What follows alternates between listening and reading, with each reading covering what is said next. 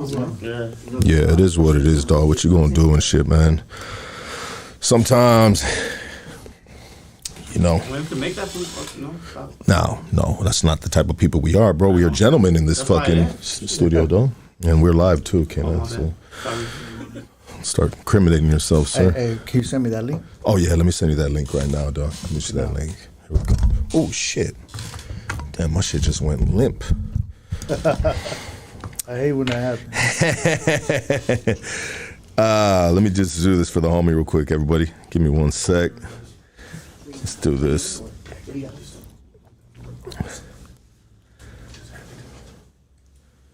I see everybody tapped in right now, baby. It's going up. It's going up. We going up today. This one right here. Hold on, let me send this to the homie real quick. Okay, bam. Copy. Where I got you under? Shady boy, the biggest gangster out of Monte. Oh, there it is right there. The Dom Mega. Hold up, let me see right here. Bam, there you go, my G. I just sent it to you. Oh, my boy, thank you. Yeah. I see everybody tapped in right now, baby. I love you guys, man. What is it? Is it Wednesday evening? Wednesday evening. Man, it feels so good to be going back to back like this. You guys don't even know, man. It feels fucking amazing. Right now, I am in my motherfucking bag. I'm in my pocket. And you know what? I got something to fucking prove. I'll tell you like this. A day job is cool. A day job has really helped me elevate my life and get my mind right. Like if you ain't running a program every day and you a dude from the streets and you got nothing but time on your hand, canine, I program. let me turn your mic on over there, canine. Pull that thing all the way. I program all day. Yeah, dog. Yes, you do, canine. Yes, you do. I'm just trying to make people program with me. But what I'm saying though is holding a job. I've held a job for a long time and went through the schooling, and now I'm a journeyman electrician.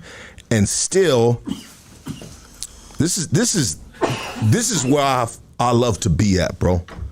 This is my shit right here, and we just on a mission right now to level up our game right here, level up the brand. Don't play with it. But with that said, hey, this shit is fucking long overdue. I've been talking, not necessarily talking, you guys have been talking to me about this individual right here since we started Hoodstocks year motherfucking one. Get whoop-de-whoop-whoop, get whoop-de-whoop-whoop, you know what I mean? And sometimes, well, you know what it was, bro, is I seen a picture of this dude and I just said, damn, this motherfucker looks dangerous, homie, you know what I mean? I don't know, dog, you know what I mean? I want everybody to give a warm welcome for El Monte's great motherfucking Shady boy, baby. Let's go, baby!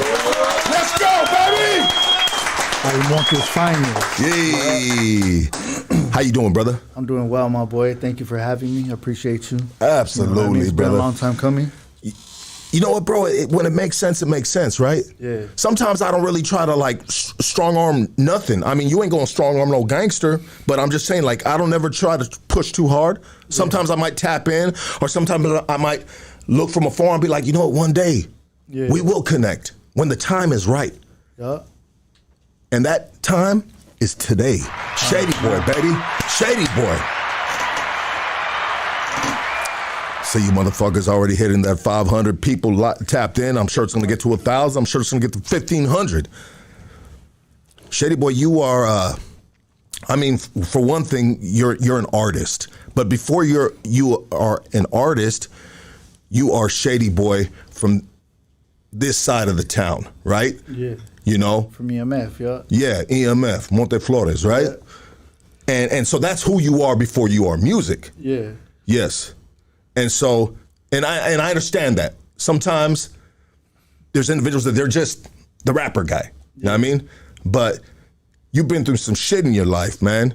And you finally at a point in your life where you have made some huge changes in your life. Is that safe to say? Yeah, for sure. Do you mind talking into the mic, sir? Yeah. Yeah, like where I'm at right now, I've been out 1 year. And like when I got out pro from Pleasant Valley, I was letting the homie know earlier, like, they sent me, you know, I went to Avenal. I got off in Avenal on F Yard. I got off. They sent me to a 50-50, and I ended up in Pleasant Valley and shit. But just that time that I was there, I ain't never grew up, bro. I'm 36 years old now, but like, it took me a long time for me to grow up, you know. But just, I don't know. I just got tired of hurting my kids, like. And at the end of the day, I'm still Shady Boy from EMF, you know what I mean? But like, even now, I introduce myself Shady Boy from EMF. Ain't nothing changed, like, you know what I mean? But as far as I just really wanted to be a different motherfucker, dog. At the end of the day, like, we all got to grow up sometime, dog, and that's where I'm at right now. You know, I work at a rehab. You know what I mean? I got 2 jobs and shit. I work at a rehab and basically just trying to piece my life back together. I got sober, homie. You know what I mean? And before when I would look at my life, I never would see myself. I could never picture myself not being high. On the real, you know, I got high for so many years, for so long, it became part of who I was as a person, honestly. You know what I mean? Like 20 years of getting high, slamming dope, smoking PCP, that was my shit, PCP, you know what I mean? Anything, dog, fucking Xanax, anything, dog, you know what I mean? But now I look at my life and I can never see myself being high no more, dog. Like, and let's go, baby. Let's go. One man's pivot in life when maturity kicks in. I mean, I didn't start maturing until I was like around 37 years old, and I started thinking about shit. And I was sitting in the penitentiary at 37 years old, and I just was like, you know what?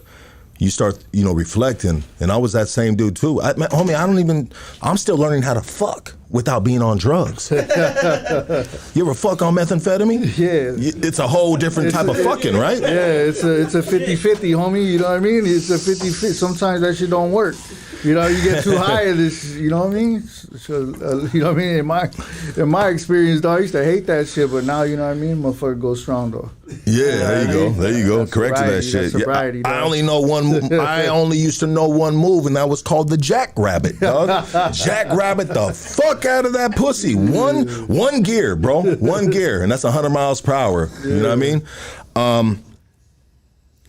Very, very proud of you, brother. Salute to you, bro, for being able to make this important change in your life. What caught me is you talked about your kids. Yeah. For your kids.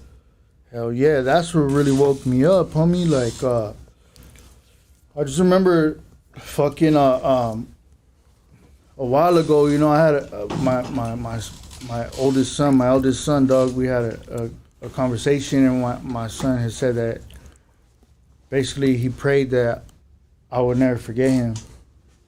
And I'm thinking to myself, like, damn, out of all the things my son could have prayed for, out of everything my son could have prayed for, he prayed that his dad would never forget him, and that's fucking sad, homie. That's sad for a little boy to pray that to God, you know? But say that again, because we had a little disruption right here. But your son, how did you know that your son prayed that? Oh, my son told me. He told you? Yeah. First my baby mama told me, and then my son told me that he prayed for me, and then he prayed that his dad would never forget him. And I just remember asking him, what makes you think that I would forget you? And he said, I don't know, Dad. I just pray that you never forget me. And I felt that conviction in my heart, homie, like, damn. Like, that's fucking sad, homie. My son could have prayed for anything, homie, you know? And I remember one night, I was on the run, dog. And I went to go see my kids, and I laid down with my son. We were going to go to sleep. My son asked me if I could spend the night. I'm like, yeah. I'm fucking high as fuck, dog, you know? I had a blower on me, but I put that shit in a bag and shit, dog. And I used to feel bad, dog. Like, I used to always feel that conviction, homie, when I would see my kids.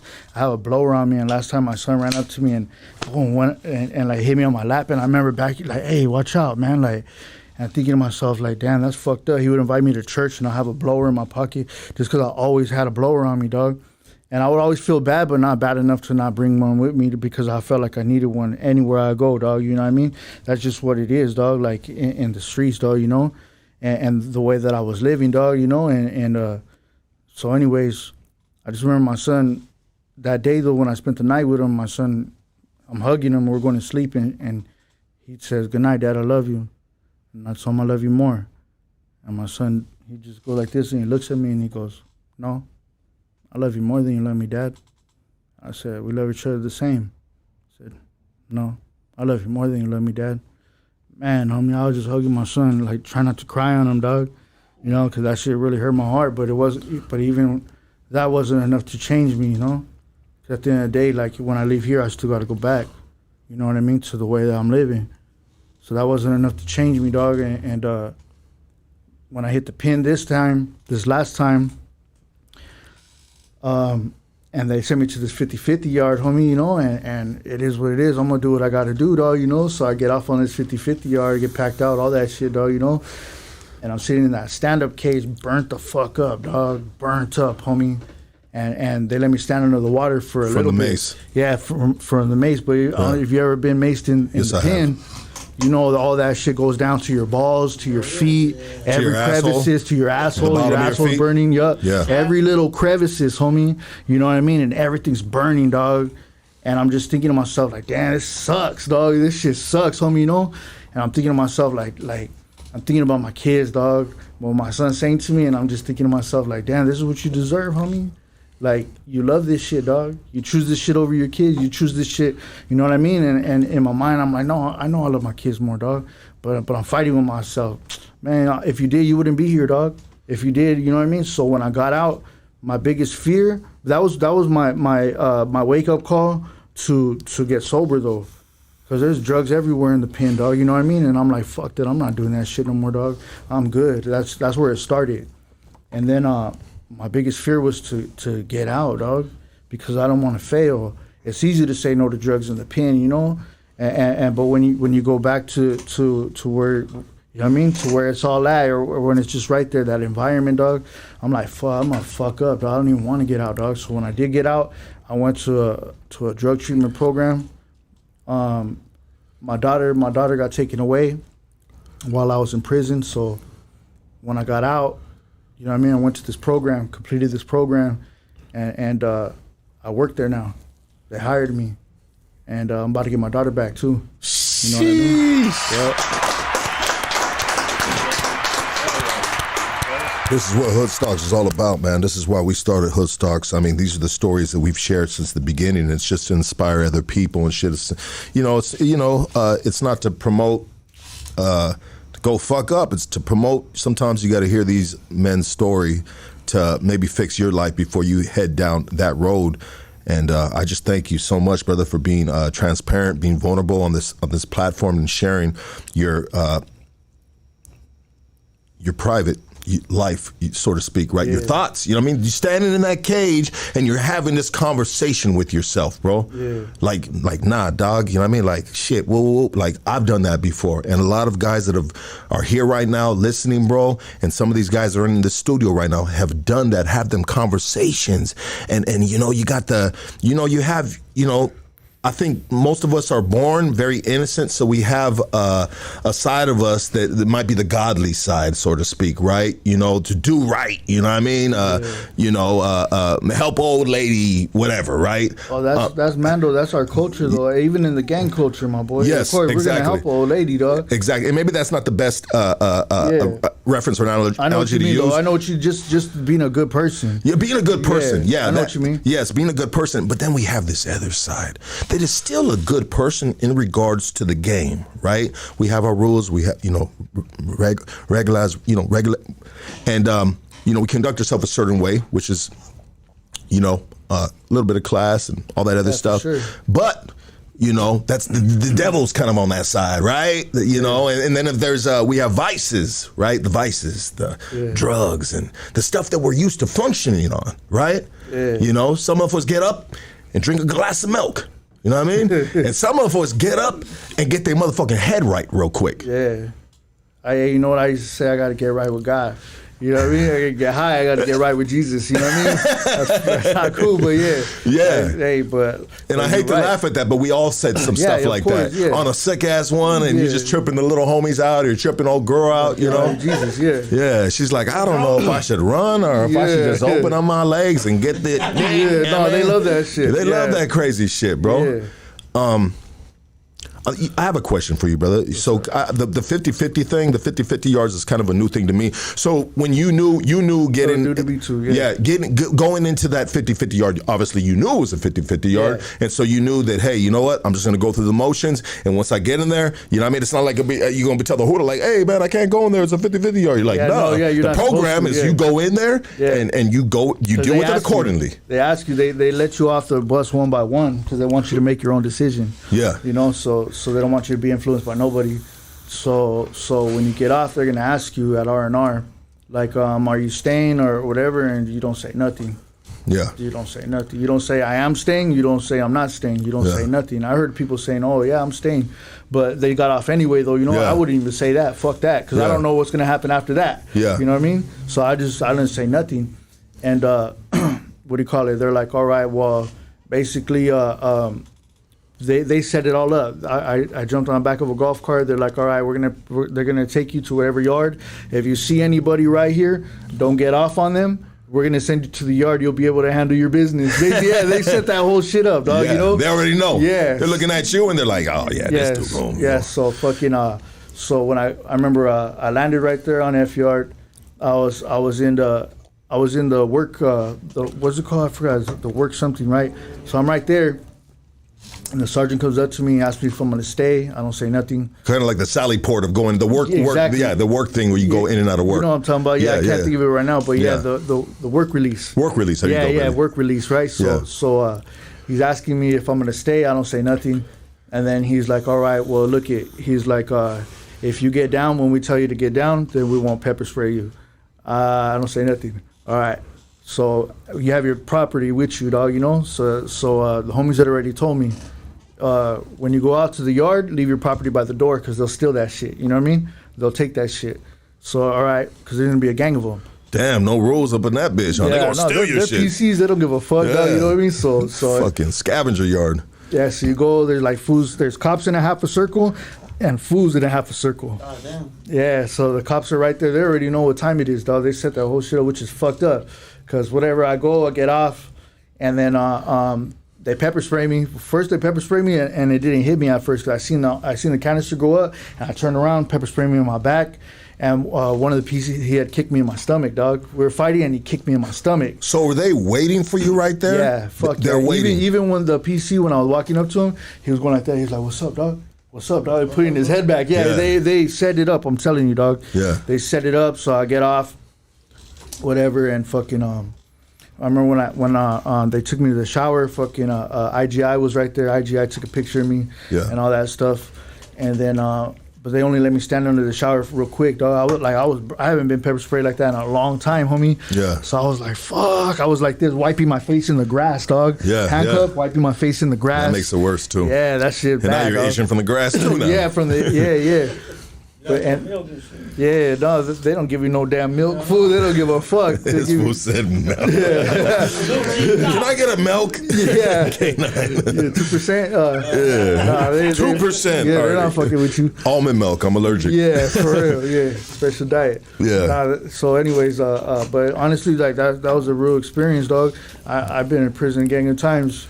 Never experienced no shit like that. Never threw me to the fucking wolves, dog, like that, dog. You know what I mean? So. It was what it was, but that experience, like, I mean, there's no other way. There's no other way that shit would have went, dog. You know, I did what I had to do, but afterwards, I was just thinking to myself, like, damn, this is not prison, dog. This is not even what it used to be, dog. I remember, changed.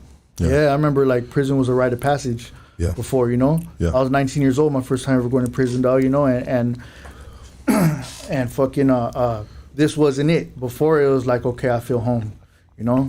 I don't have to worry about always on the run. No, I don't have to worry about being on the run no more. Like okay, I'm cool. I don't have to worry about no rent. I ain't got to worry. Well, at the time, I didn't have to worry about paying my room. You know what I mean? Because I was on the streets. I was in the momos and shit. Like, I ain't got to worry about hustling in my room no more. Like, and that's what it was, dog. But it's vacation time, low key. It's time to get right. It's time to condition your body, condition your mind, homie. Read a gang of books. Like, I used to love to read when I was in the joint, dog. I can't read now. You know what I mean? But even this last term either, nothing was the same. I couldn't read in the joint either, dog. Because like my celly had a TV and shit. Like, who the fuck wants to read when you got a TV, dog, you know? Yeah. And it wasn't what it was, dog. It wasn't what it was, and I don't know. That shit just kind of woke me up a little bit. Like this shit is, like it ain't the same. It ain't the same. Not only that, Yeah. but when I think about my age, though, like shit, I'm in my mid-30s, dog. What am I doing in the pen, fool? Like I know there's a gang of motherfuckers in the pen in their mid-30s. I just didn't want to be that. I didn't want to be one. You know what I mean? I think rap music has always made you, with doing your rap music, and especially this time around, bro, has given you a value of your life, and saying, especially, bro, you got millions and millions of views, bro.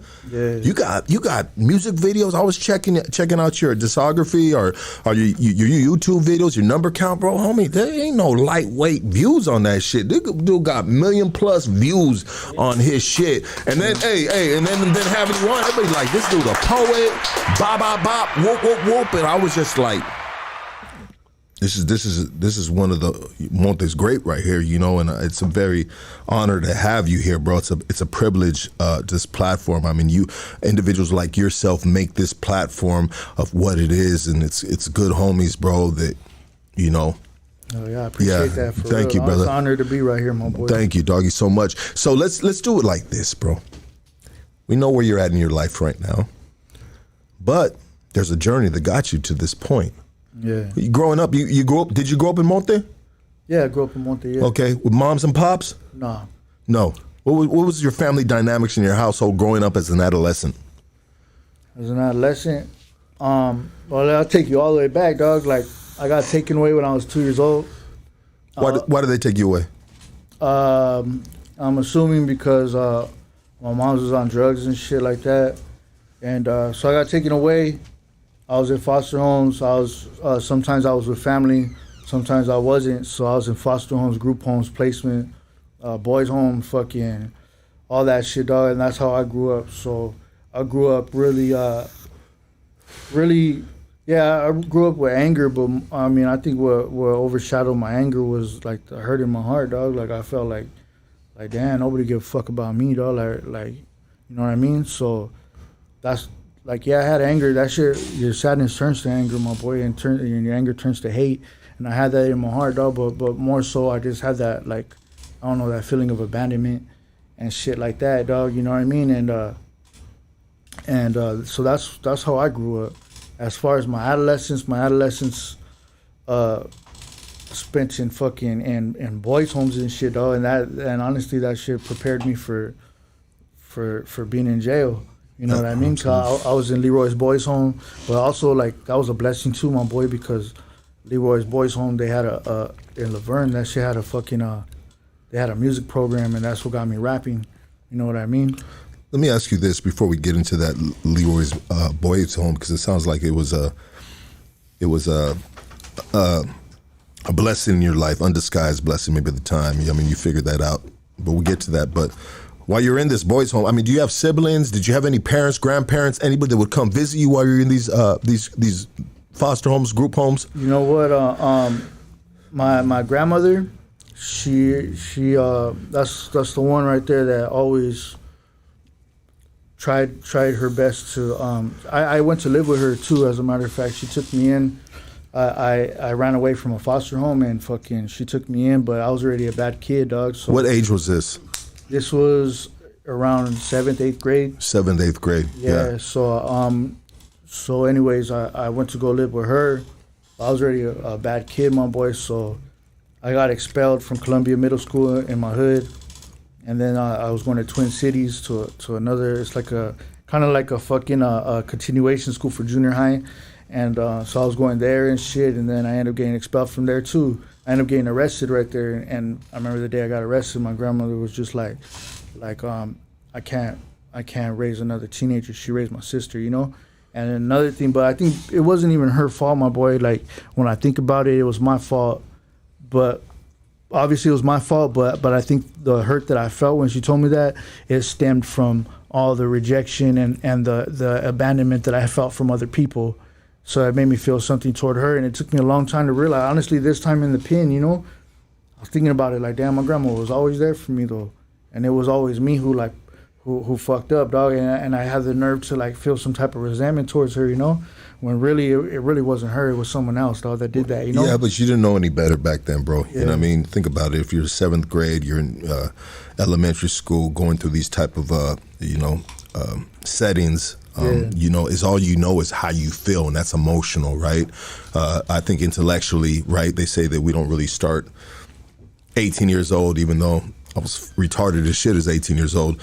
But our brain starts developing is what I'm trying to get at. When you talk about abandonment, so when you're so young and you're feeling this abandonment, I mean, do you have other conversations with these kids that are in these homes at the time of feeling the same way? Or is it just basically like kind of like just a bunch of kids lashing out at each other because everybody's in pain?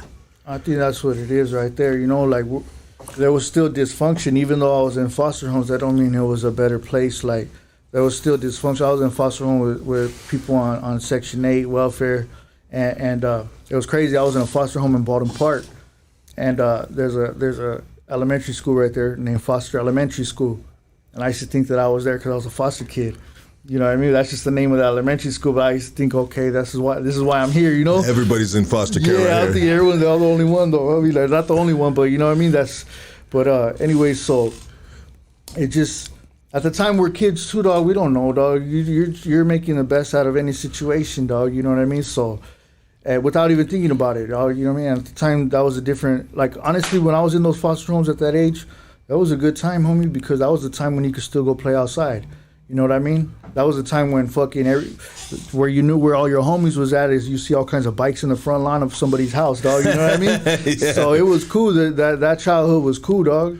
You know what I mean? That. Whatever happened before that, like or whatever I was feeling, I mean, I just didn't sit there dwelling on it, dog. You know what I mean? So in that sense, yeah, it wasn't until I got a little older that I started really feeling like, damn, I don't belong to nobody, homie. I mean, was there any foster parents that showed you love? I know you talked about some of the foster families that were on Section 8 welfare, and so, you know, they're kind of just making ends meet, and maybe they're taking on this foster parenthood type of thing just to get some extra money from the government. Did anybody show you love? Yeah, like there was a group home lady that showed me love. There was a black lady named Miss G, and I spoke about it before. Like, I remember one time, fucking, I started. Talking to my mother later on, dog, you know what I mean? Not when I was a kid, you know, later on and shit, but like before this though, like I remember I got in a fight with somebody because he talked about my mom in group, and we got down and shit, and fucking this lady Miss G got mad at me and she was pushing me, and I remember I had love for her, dog, so it kind of like hurt me, dog, that she did that, you know? Yeah. I remember walking away or whatever, and fucking I remember. Anyway, I get in my room and shit, dog, and I turn around so fucking mad. I turn around and you ever get so mad when you're young, dog, and it makes you cry, homie, you know? And I remember I started crying. She gave me a hug, and she's like, mijo, I'll be your mom, right? 'Cause I was mad that he talked about my mom, right? And I had issues, like, with my moms, you know, and whatever, and fucking, long story short, so I kind of held her in high regard, homie, and there was Black and Mexican riots. I was in a group home in Rialto. I was going to Eisenhower High School, and there was Black and Mexican riots, and I ended up getting expelled because I got suspended too many times for them. And I remember when she picked me up, we're getting on the freeway, dog, and instead of going toward the group home, we're going toward West Covina. That's where the DCFS office was, where the IKEA is at right now. So anyways, we're going that way, you know, and I'm asking her, I'm telling her, where we going, Miss G? She's like, oh, well, there's a foster family that wants to meet you. I'm like, I'm cool. I'm cool with you, you know? I already had that closeness to her, you know? Yeah. And so anyways, she's like, well, just see what they got to say. So we pull up to IKEA, where the IKEA is now, in the DCFS office, and she tells me, hey, get off right here, and I'm going to go park the car. So I'm like, all right, I get off the car. And I'm waiting for her, dog, and I just see, she went this way, and I just see her driving away like that, dog. And fuck, homie. Damn. Hey, dog, I was in high school, homie, and that shit, when I seen that shit, it like, I don't know, homie, that I was just overwhelmed me, dog, and I just remember the tears are just coming down my eyes, and I'm like, what the fuck? And then my social worker comes out with a security guard, and fucking, that shit was fucking sad, homie. That shit really affected me, too, in adulthood, homie, I ain't gonna lie, dog. So, whatever, they sent me to Leroy's Boys Home, and you have to be there 30 days before you can even get a phone call, right? So I'm right there, it's my phone time, dog, and I'm sitting on the little chair, and I'm thinking, I don't have no one to fucking call, dog. You know what I mean? And I said, fuck it, I'm gonna call Miss G. And I fucking called her, right? And then she's like, oh, she just started crying. She's like, mijo, she's like, we have a policy right here that all the kids have to go to the same school. And I couldn't look you in your eyes and tell you that you couldn't stay here no more. You know what I mean? But I'm like, yeah, I was like, man, you're fucked up, Miss G. Like, I was crying. She's like, you're fucked up, Miss G. You know, so a lot of these things, my boy, that's kind of like what my childhood was, dog. Like, just, I had like a lot of issues, dog, with feeling like, and nobody loved me, homie. Why nobody loved me for, dog? Like, you know what I mean? Why nobody want me for, dog? You know what I mean? And honestly, that was a crutch.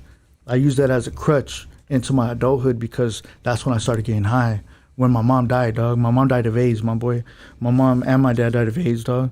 You know what I mean? And so when my mom died, I started getting high. I never got high before. I didn't like drugs because drugs fucked up my whole family, you know? When my mom died, I started getting high. And what do you call it? And I was smoking dope. Within a few days, dog, I was already slamming dope.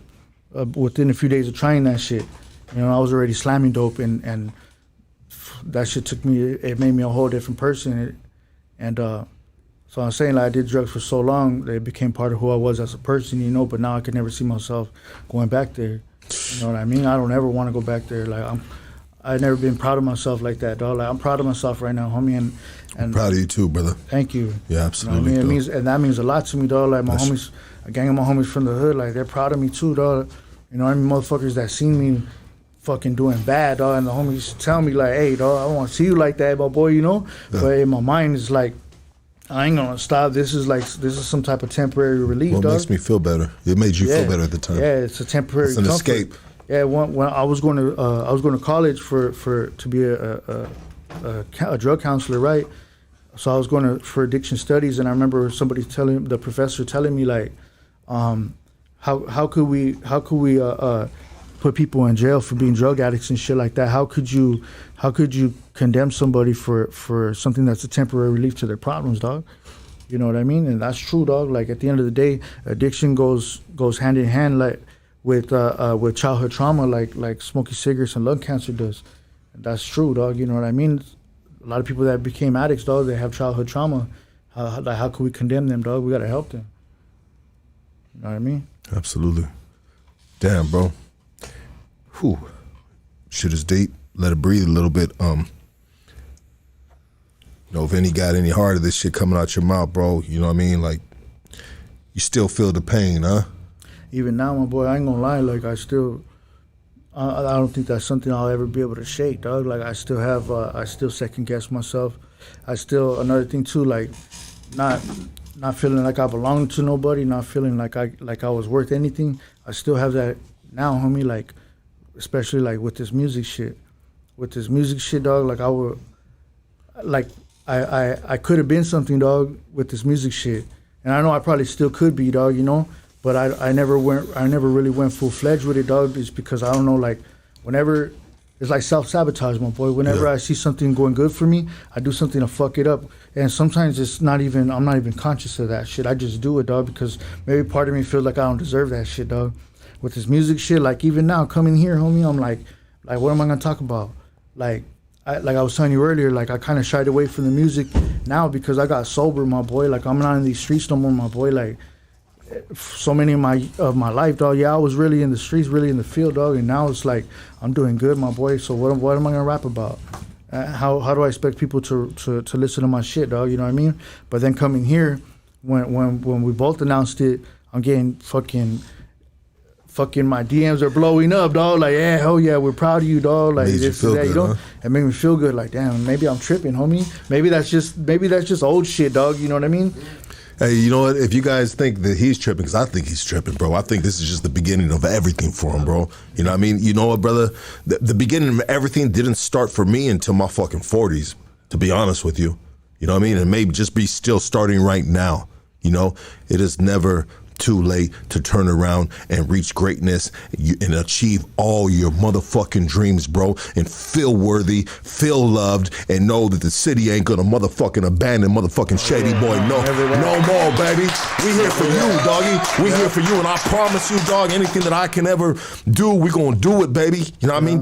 put you where you need to be at, dog, and give you what you deserve, brother. You know what I mean? I wanted to take it back a little bit with, you said your moms and pops, and that, salute to you, brother, on being able to say what they had passed from, which was AIDS. Was it from intravenous use? Yeah, it was from doing heroin and shit like that. You know, and then back then in the 80s, 70s, stuff like that, there was a lot of that going on because there was a lot of needles being shared, and that was a lot of AIDS was going on. So that's what happened, huh? Yeah, that's what happened. And that, man, I think to myself, I work in a rehab now, dog, you know, so I think to myself, like, I have clients that are HIV positive and shit, you know, and they're good. And I just think to myself, like, damn, man, I wish this medication would have been out when my mom was around. My mom died from a cold, my boy.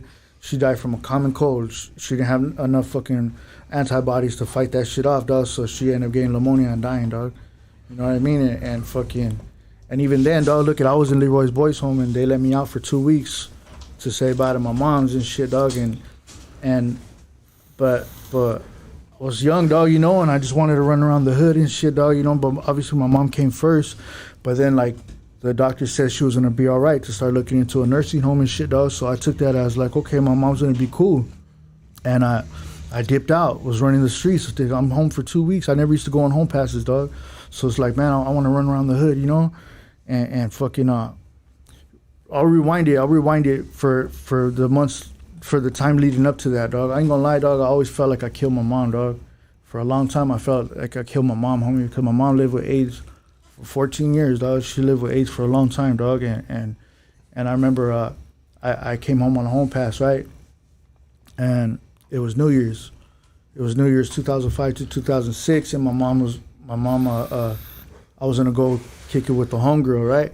With my older homegirl Chola, my homie Mighty, and them. I was gonna go to their pad and party with them, right? And my mom was like, "Mijo, stay with me. You know, you don't know if this is gonna be my last year here." And I'm like, "Man, like, fuck, homie, like, I never get to come home, you know?" I'm like, all right, whatever. I chill with my mom. Bomb ass New Year's, dog. Best New Year's, dog. What'd you guys do? We just chilled. She drank. She was all fucked up, dog. I remember she was all fucked up. She was like, "Mia, it's 11:30. I'm not even drunk yet."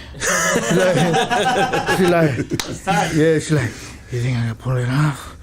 I'm like, "Man, you better get to drinking, man." Like, she was already fucking hammered. You think I'm gonna pull it off? Am I gonna make it till 12? Yeah, she was hammered, fool. She was already hammered. Yeah, she was saying she's not even feeling it yet, but she was fucking hammered, fool. You know. And then so anyways, that was that day, you know. And then the very next weekend, my birthday's January 13th. 2 weeks, it was my birthday, and I went on another home pass, and then we already had like a little party planned with the homegirl, right? So my mom, I'm telling my mom, "All right, mom, I'm gone." And she's like, "Mijo, like, stay with me. You never know, it's gonna be my last year here." And I'm saying, I got mad, you know. I'm like, "Damn, mom, like, I never get to come home, man. Like, you always say that shit. I want to kick it with the homies, you know." And she's still telling me. And I just jump on her phone real quick, and I called my homegirl Chola. Everyone called her mom. So I'm like, "Hey, mom." And when I said that shit, my mom went like that. I could see it through the corner of my eye, right? And I was like, "Fuck." And I told her I'm going to be there. I hang up, and then my mom's like, "Hey, what the fuck?" And I just get up, and I just leave, homie. I just leave, and I'm chilling with the homegirl, right? And then when I come back, that was like the realest conversation I ever had with my mom. I never asked her why I got taken away, nothing. I never cared, fool. I just happy just to have a mom, you know? So that conversation never came up. And then my mom, when I walked in, she was bumping For the Good Times by Al Green. I'll never forget that shit. And I come in, and she's crying, dog. My mom's crying. She's drunk as fuck. And she said, "Come here," right? And I sit down on the bed, and she says, "I'm your mother, goddammit." And she's like, "I ain't never had a mom." She's like, "I lost all you kids. I don't even know what it's like to be a mom." And she's like, "But there's still time for me to be your mom. And I'm sorry for everything that happened to you when you're little." You know, and she's like, we had that conversation, you know. After that, I come back. See, that happened January 13th, dog. My mom died February 4th, my boy. My mom died 3 weeks later, homie. And that's what really fucked me up, because I'm like, damn, my mom lived all this time with that shit, dog, you know? And I broke her heart. And then my mom died 3 weeks later, homie, after telling me there's still time to be your mom. And then, like, you know what I mean? So anyways, when I come home and they tell me she's going to be all right, I'm going to run the streets. I'm going to run the streets, homie, you know? Yeah. And I didn't go to the hospital as much. And I'll always walk with that, you know? Because I remember one day I was like, I told the homegirl, like, "Hey, take me to go see my mom."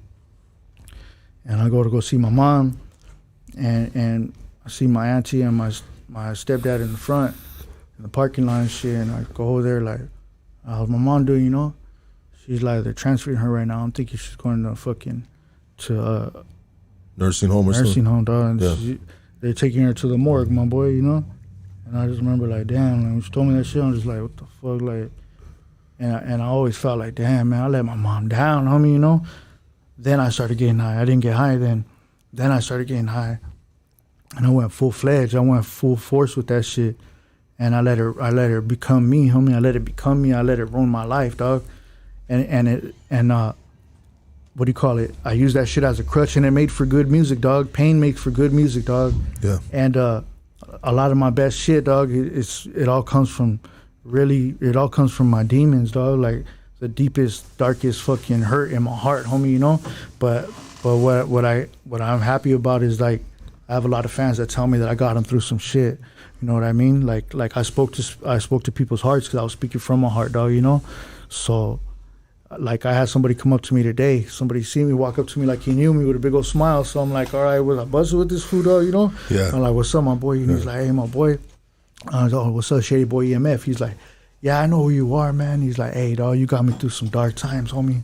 You know, and I'm like, oh, that's right, I appreciate it. I was like, tune into Hood Stocks tonight, my boy. You know what I mean? Yeah, it's cool. It like that right there is like speaking from my heart, dog.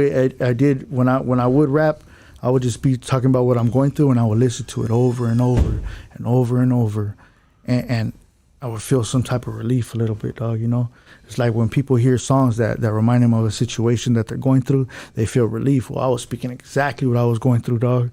You know, it was like therapy to myself. No fake, you know what I funk, mean? yeah. Yeah, and a lot of people, you know, I take pride in that. A lot of people, I helped them out, dog. And salute to you on that, brother.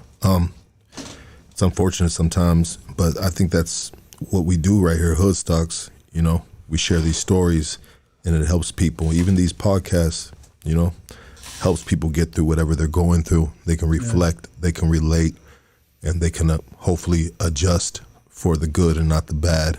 You know, I feel like we do. Like your story right here is 100% going to pick up thousands of people. Matter of fact, there's over 1,000 people in the chat right now. There's 1,200 people in the chat tuned into you because you are worthy, bro.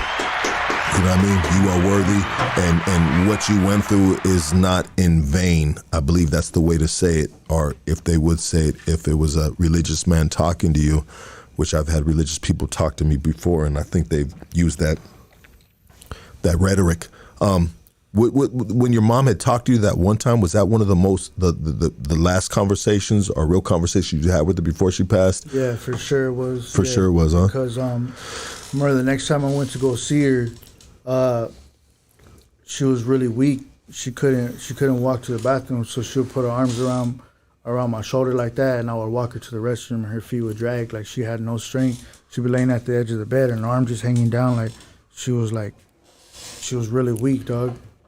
And I never thought she was gonna die, dog. That disease really deteriorated her, and I can hear, and I understand you too when you were saying, like, man, she's kind of like throwing this guilt trip on me. You know, This is gonna be the last time, and you're just like, damn, I got my little pass. I want to go chill out and have a good time, so I can take them stories back to the fucking, you know, the group home or wherever you at the time. What about your pops, bro? You know, you said he died the same way.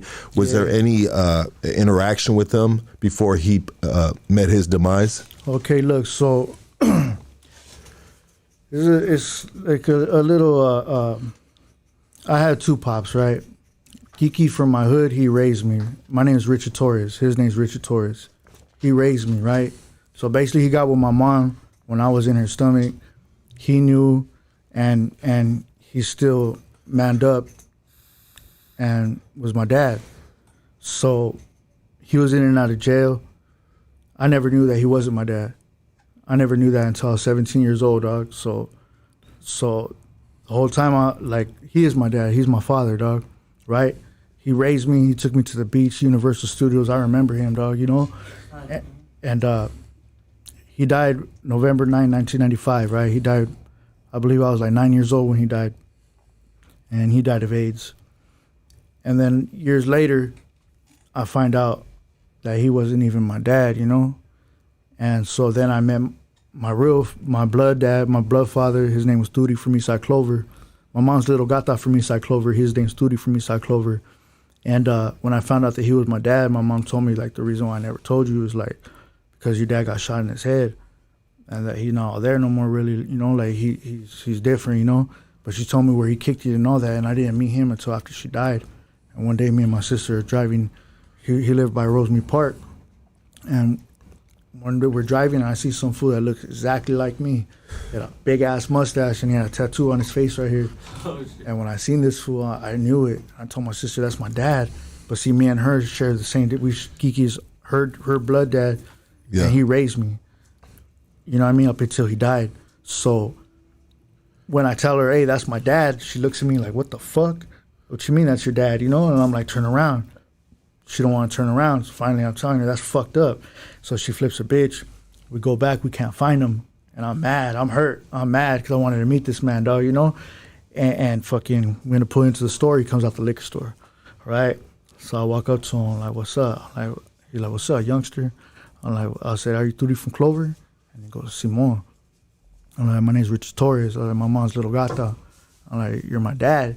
And then he just looked at me and he just stared at me and he gave me a hug. And he said, I always knew about you, mijo. I always wanted to meet you. So I'm like, he looked homeless though, right? So I'm like, I said, hey man, you hungry? And he said, I could eat. I'm like, what you want to eat? He said, I heard the McRib is back in town. Yeah, I said, all right. Oh boy. Yeah, so we fucking we went to McDonald's and shit, and fucking he was cool, and I seen him like 4 or 5 times, and then he died. He died of Hep C and cirrhosis of the liver. I remember when he died, I was thinking like, damn, God straight teased me, homie. You know what I mean? Like, dick. Like I barely meet him. Like I'm thinking, okay, I have a dad. You know what I mean? My mom just died. You know what I mean? I'm thinking, okay, I'm gonna get to know my father. He died. So I like, man, all this shit just maybe I don't know. Though. I just took it like I'm gonna go hard with these drugs, dog. That's the only thing I felt like made it right. You want to escape the pain. You know what I mean? The alcohol and the drugs. The only thing that made it better, homie, you know, I was slamming dope, smoking PCP, dog, Xanax, fucking weed, alcohol, everything, dog. Every fucking thing, dog, you know? And I did that for a lot of years. Dog. And I'm just glad where I'm at right now because at the end of the day, like all that shit, it made me like who I am, all that, everything that I ever felt, like all that. It like I know somebody out there that's listening, they're gonna feel that, dog, you know, and like I did a complete 180, homie. You know what I mean? I got sober. I'm sober now. I work at a rehab. You know what I mean? I work at a rehab and shit, and I got another job too. Fucking, I got out. I didn't have nothing this time when I got out. I lost everything, homie. My pad, fucking clothing line, everything that I worked hard for, dog. I lost it, dog, and fucking So anyways, I went to this rehab and I seen people going to Homeboy Industries, right? And I remember thinking to myself, I ain't going to no Homeboy Industries. Yeah. You know what I mean? I hear all this shit about Homeboy Industries, PCs and all this shit, right? I ain't going to no Homeboy Industries. I'll see people they will come back and tell me like, nah, it ain't even like that, fool. Like, there ain't no PCs right there, not no more, you know? Whatever, I'm gonna go. I said, fuck it, I'm gonna go just so I could get a job or whatever, dog. And I went. My boy, I got a job right there. I worked there a month and a half. My time from the rehab was over, right? I was going to be in the streets. Homeboy Industries, here's $2,500. A check, $2,400. Get an apartment, right? I got my apartment. Homeboy's right? Industry. Yeah, I got my apartment. Here's $1,700. Put some furniture in it. Damn, you know like that, huh? Hey, dog. My fucking, like I said, my daughter's in foster care, right? I didn't know what the fuck to do, dog. I didn't know how to get her back or nothing like that. Homeboy Industries, roll me up these letters, dog. Here's, go sign up for parenting classes. Here's fucking therapy. Here's fucking anger management. All this shit they're going to ask you to do. My boy, I'm about to get my daughter back, dog. Let's go, you baby. Homeboy's Industry, baby. Yeah. Homeboy's Industry, dog. Father Greg Boyle. Father Greg Boyle, you know, yes, shout out. Like, honestly, that's the biggest gangster in the city right there. Yeah, it's dope to see. I got my homies from my hood right there too, dog, and it's dope to see it. Like I love to see the homies changing, dog. You know what I mean? Because it feels good, dog. It feels good. Like motherfucker ain't gotta just motherfuckers ain't gotta just have nothing on the agenda, homie. Nothing to look forward to. If you ain't got nothing going on, my boy, like go there, dog. That shit really helped me change my life, dog. And honestly, when I first went there, I felt a little embarrassed, dog, because everybody knew me. Yeah. You know what I mean? And they're like, "Oh, Shady boy, what are you doing here, dog?" Yeah, you know what I mean? You're the superstar. Yeah, but I'm like, dude, with like, the millions of views. But at the end of the day, my boy, like, I don't feel embarrassed no more. I didn't feel embarrassed when they gave me that check, my boy. You know what I mean? Yeah. I didn't like, nah, hell no. I just felt embarrassed, like, damn, like I'm starting from the bottom, homie, and I felt like that's what it was. But nah, dog, like that place is love, dog. That place is love right there. Helped me out a lot, my boy, and I recommend that to anybody, dog. Especially gang members, dog. They really help out motherfuckers, dog, and everybody, like, you see a gang of motherfuckers on the same page, dog, just trying to get right. I got my homies from my hood right there. My baby mama's right there, dog, and it's cool, dog. It's a beautiful place, dog, and I'm glad to be where I'm at right now, my boy. I'm glad to be where I'm at right now, dog, and I never thought I would ever see this. You know, when 6 years ago, you were a different person. Is that safe to say? Sure. Yeah, and about 5. Well, we'll say about 5 years ago. So we just hit our 6th mark. So 5 years ago, a lot of cats were telling me to have you on, and it just seemed like, it's a tight knit community within the fellas, the good fellas, right? You know what I mean? The homies and shit. Good people know good people, and. It just like, you were doing your thing. I seen you were doing your thing, but it looked like you were really, really doing your thing on just different levels, right? On another level. On another level. It wasn't music, yeah. Yeah, and you know what, I don't know your personal business, but this is me just outside looking in and knowing the game and knowing sometimes what it looks like sometimes. And, it's just so amazing, brother, that we can have you, once again, coming back to just being able to finally connect on this level, this frequency, bro, which is just fucking amazing. It's, what some people would have said, hey, this the height of his rap thing, he doing it big. I mean, you were blowing up. Everybody was talking about Shady Boy back then, bro. Yeah. Not that they ain't talking about you now, but they're going to be talking about you now after this podcast, dog, and pushing you to get us an album, because we need an album about all that life shit. And we talked about it, bro. Before the podcast, you said, hey, look, I ain't that dude no more. How am I gonna be talking about whoop-de-whoop-whoop, dog, if I ain't really doing that? And I was thinking, like, dog, like, all the shit you've been through, you got stories to tell. You got stories to tell that are real stories that you can reflect on, channel that fucking energy, put it into a fucking lyrics on a beat, bro, and man, it will just blow the fuck up, dog. I appreciate that. Honestly, my boy, if you would have reached out to me 6 years ago, I wouldn't have came. And that's just based on the fact that, like, I was ashamed of myself, homie. Like, as far as, like, if you look at my album covers, dog. My album covers, you don't see me on none of my album covers, dog. I don't like the way that I look, dog. You know what I mean? Like, I never, like, I remember my cousin Wolfie. You know Wolfie, dog, right? Yeah. I remember one day my cousin Wolfie told me, like, hey, fool, I went to go get something, and my cousin Wolfie's like, nah, homie. And I'm like, what you mean, nah? He's like, nah, my boy, like, before, dog, like. When you first told me that you were doing this shit, dog, you used to come around and get something, whatever, he's like, before, I mean, you didn't look like you get high. Like, I could tell you get high now, you know? Yeah. And if you want to fuck your life off, that's on you, my boy, but don't ask me to help you. And I remember being mad, dog. I remember being mad at that, dog, but I appreciate that, though, but see, I seen the way, like, obviously, I look in the mirror, my boy, I see myself, dog, I just look different, dog. I look fucking burnt out in my eyes, dog. And I know, like, my body, homie, I put my body through some shit, dog. You know what I mean? Yeah. I didn't like to sleep when I was high, so I'd be up for fucking almost a week, dog. I don't think anybody likes to sleep when they're high. Yeah, for real, yeah. Because you can't. I would only, no, there's times when you could. Yeah, when you crash out after. Out of exhaustion, burn right? the fuck out. And 3 days later. Yeah, but now I'm only getting high to stay awake. I'm not getting high to get high no more. Yeah. I don't feel high no more, dog. Yeah. I just don't want to go to sleep, dog. You know what I mean? And fucking, yeah, so whenever I did crash out, it would literally be crashing out of fucking exhaustion, dog. I remember YB fucking pulling up, dog. Shout out to that homie right there. Shout out to the homie. I love YB, dog. Made this shit happen right here. Shout out to motherfucking Little Yogi, YBE. Bro, I was listening on the way over here, just it popped up on my YouTube because I was listening to some of your music, and you guys have a song with, you guys did, what do they call it when you do it on someone else's track? Mixtape? You guys did a mixtape with Lil Wayne. Jackie for Beats. Lil Wayne, bro. My Life. It popped up on my shit. It was a young ass fucking you and a young ass little Yogi, bro. And I was listening. And I was listening to YBE's lyrics, and then it got to you. I think you were like the second verse, if I'm remembering correctly.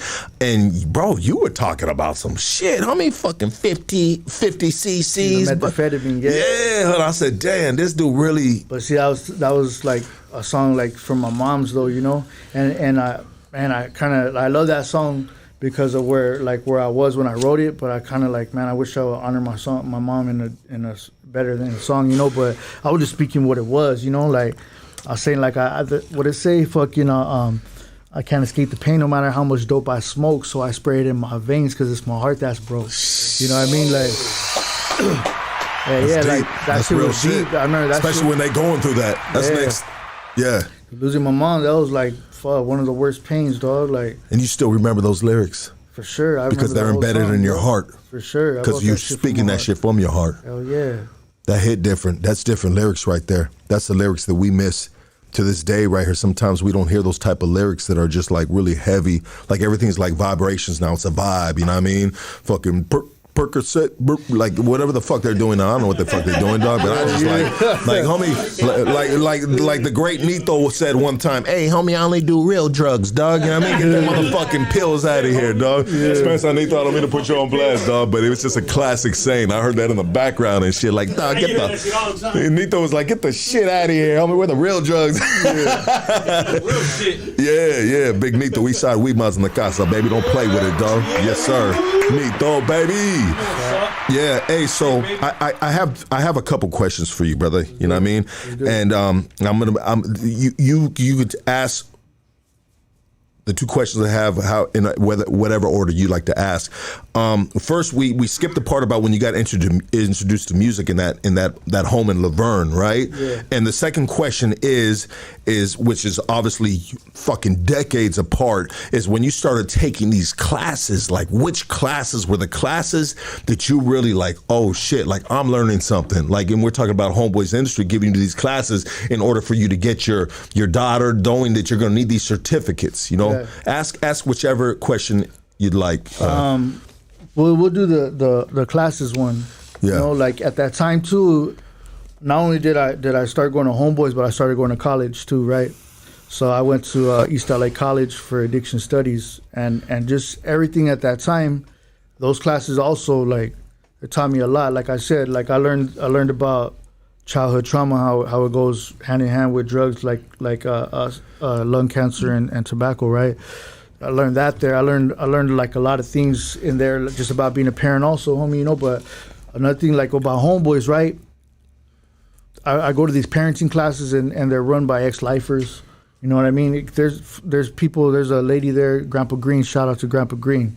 She got out, she barely got out for doing 38 years. You know what I mean? She was a lifer, just got out, doing 38 years. You know what I mean? The homie, 27 years, 30 years. You know what I mean? Motherfucker lifers are right there, and some of them, they teach these classes and shit, dog. And it's dope, dog, because obviously our politics, we can't see the psych.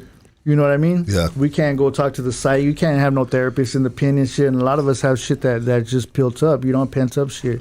So when you go there and it's in a group setting and people just speak their hearts and shit, it's dope, homie. Was it hard for you to speak your heart at first? I mean, these group sessions, were you just vulnerable and just ready to fucking spill your heart out? I think I was kind of hesitant, dog, just because, like, I don't know, having a daughter in foster care, that's not something a motherfucker wants to brag about.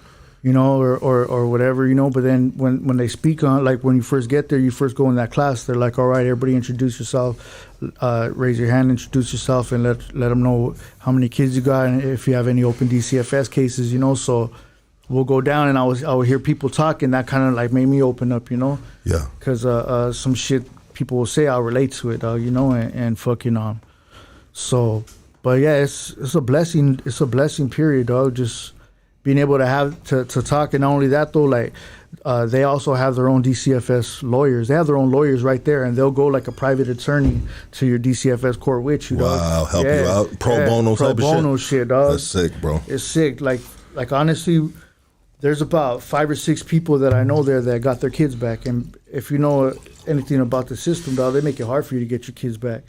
You know what I mean? So it's dope, dog. Homeboys is dope as fuck, dog. I don't work right there in the LA, and because they have one in LA. I don't work there. I work at a separate Homeboy Industries. I work at this spot called Threads and shit. And basically, fucking brand new clothes and shit. They do shit for the environment too, dog. I didn't realize like how bad it was, like people throwing away clothes. That shit is bad, dog. You know what I mean? It fucks up the environment. So they're doing a gang of shit, dog. They're doing a gang of shit, fool. They teach people air conditioning, or not air conditioning, fuck solar paneling. Different trades, yeah. Different trades, dog. You get certified, all this shit, dog. Like, that shit is dope, homie. Once again, shout out to Homeboys Industry. Let's do this real quick. Let's take a quick break, and we'll get to the second question. Let's get it. Yes, if you got to use a restroom or anything like that, brother, feel free to do it. If not, go ahead and chill out, dog. Maybe you want to get some of that, there's some water over there, you know what I mean? Whoop, you know what I'm saying, dog? Yeah, you know, while I do these, pay some bills real quick. Let me see real quick. Where's the restroom at? Oh, it's right there, brother. Yeah, in that door, dog. They'll got you on that. Let's pay some bills right now. Thank you, everybody, for tapping in, man. And I really want you guys to pay attention to these sponsors that we have right here, because they might be able to help you out in one way or another. Everybody that's tapped in, there's 1,254 people tapped in right now. Please all hit that like, because it will help get this into the algorithm of YouTube and get homie's story out there. And sometimes when we get these stories out here on a fucking just a crazy level of views, it creates opportunities for our guests. And there's been a lot of opportunities that have been created for our guests throughout the years of doing hood stocks, you know? Like there might be some dude right now watching that's a fucking film director, writer, and they were like, hey, you know, we need to do a movie about this dude, you know what I mean? And what's great about that is, you know, he can be set for the rest of his life for just, you know, a movie, or just really give him a good catapult in life. I mean, just there's all kinds of opportunities that arise. So please, guys, hit that like, hit that subscribe, man. Hood Stocks is on a marathon right here, and I'm here to fucking just set the record straight, homie. This is motherfucking Hood Stocks, homie. You know what I mean? We've been doing this shit for a long time, and I apologize about some of my motherfucking shenanigans, homie. Show them the fuck out, fucking up interviews, this, that, and the other, dog. I'm on some other shit right now, dog. I've been reading a lot of books, bro, and you know what, dog? Enough is enough. The time is this summer 2024. Hood Stock's gonna blow the fuck up, dog. You know what I mean? Why? Because Lucky's gonna get his shit right and conduct these interviews with a little bit of class, bro. You know what I mean? And respect for you guys as well. Here we go right here. Many of our listeners mistakenly believe the only way to buy a home is to have perfect credit, a large down payment, and then proceed to get into a bidding war on your favorite home. This isn't the case. The team at Prime Equity Mortgage has access to off-market inventory and access to 50-plus banks, plus their own bank. They have helped thousands of people in our community to get their home, and even help investors find ugly homes to flip. This is how flippers buy their homes.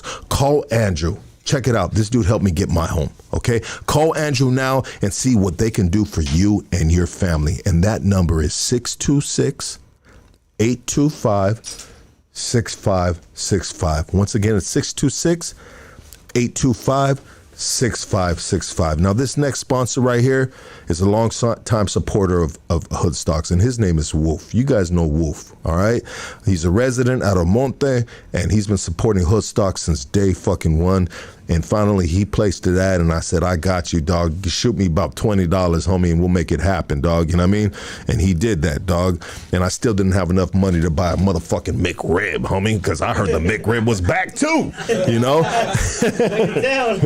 That was a classic part. He goes, I heard the McRib's back, bro. Like, you can't make that shit up, dog. That's next level shit right there, dog. Yeah. Hey, are you tired of listening to your Theo's whack playlist whenever at a family function? Well, we have your mama's favorite DJ, and that is DJ Lobo. RG Wolf, bro. Certified Goonie. Serving high desert with all the funky sounds, weddings, quinceañeras, housewarming parties, divorce parties. Hit the boy up, DJ Lobo. Here's his number, 760-221-7585. 760-221-7585. And you know what, dog? He's due to gentrification, he is now in the high desert. So he's only taking care of people in the high desert. Just a heads up, you know what I mean? And at the same time, too, dog, it's hard to fucking ride a beach cruiser and have all your fucking DJ equipment on your fucking beach cruiser, you know what I mean? I'm just fucking around. He's on me. Looking for some good quality cannabis? Killer quality cannabis. Hit the folks at Killa Kush. They specialize, bring you the best. Available from OG to exotic. They got it all, baby. Hit them up on IG at Killa Kush __420. Matter of fact, there's 2 locations. One is True Organics, and that's 13800 Leffingwell Road, Whittier. And the other spot is East LA Exotic, 6009 East Olympic Boulevard. We also sponsor Roulette Printing. Roulette Printing is your one-stop shop for all your printing projects. From start to finish, Roulette Printing will walk you through the printing process and get you the quality prints you need. Conveniently located in the city of Huntington Park off Slauson and Maywood, my G's. Please Google and follow all their platforms at Roulette Printing. Looking for the best criminal defense attorney in Los Angeles? Look no further. Doug Sherrod is our guy, and he could be your guy as well. Mr. Sherrod used to be a federal prosecutor as well as a district attorney for the city of Los Angeles. He didn't like the unfair politics on that side of the fence and always going to bat for individuals who've been wrongfully accused or just had a bad weekend. I was looking at statistics of how many people got fucking busted for motherfucking DUIs over Memorial Weekend, dog. It's crazy, bro. You know what I mean? God damn it, dog. You guys need to borrow Wolf's fucking beach cruiser, dog, and just keep it clean, baby. But hey, check it out. This is our lawyer, right? Criminal defense lawyer, Big Dog Shape. You know what I mean? And Big Dog Shape, best believe he got a big dog name for his website, and that's KingKongLawyer.com. KingKongLawyer.com. Orange County, stand the fuck up. Gutter PHENOM is a lifestyle brand that's dedicated to supporting and inspiring individuals who've been wrongfully accused. We believe that no matter what you've been through, we believe that no matter where you come through and what you've been through, with hard work and dedication, anything is possible. Please visit gutterphenom.com. Gutterphenom.com. Use Hoodstocks20, get 20% off. We also sponsored by my boy Danny La Conecta out of Tejas, homie, San Antonio to be fucking exact. Drop the pin, Lucky. All right, I just did. Hey, shop laconecta.com. Shop laconecta.com. Use Hoodstocks, get 20% off. All right, prepare for blast off and embark on a fucking interdimensional journey and fall off your chair like Lucky did that one time. Hey, this is the Rick and Morty gummies, dog. You know what I mean? If you like to, you know what, honestly, dog, them little mushrooms help me. They've helped me big time with my brain rewiring, my chemistry, dog. And if you'd like to check it out, dog, in a gummy form, excuse me, guys, because everything nowadays is in a gummy form.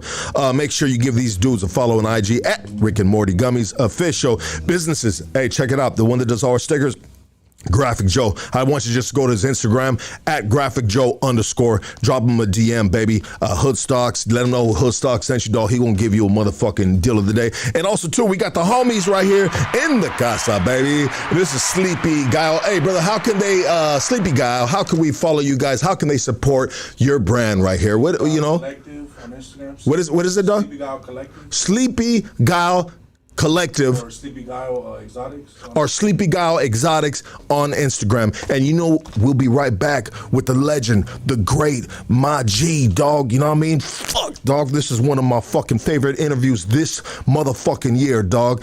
We'll be back with Shady Boy, dog. Quick break, guys.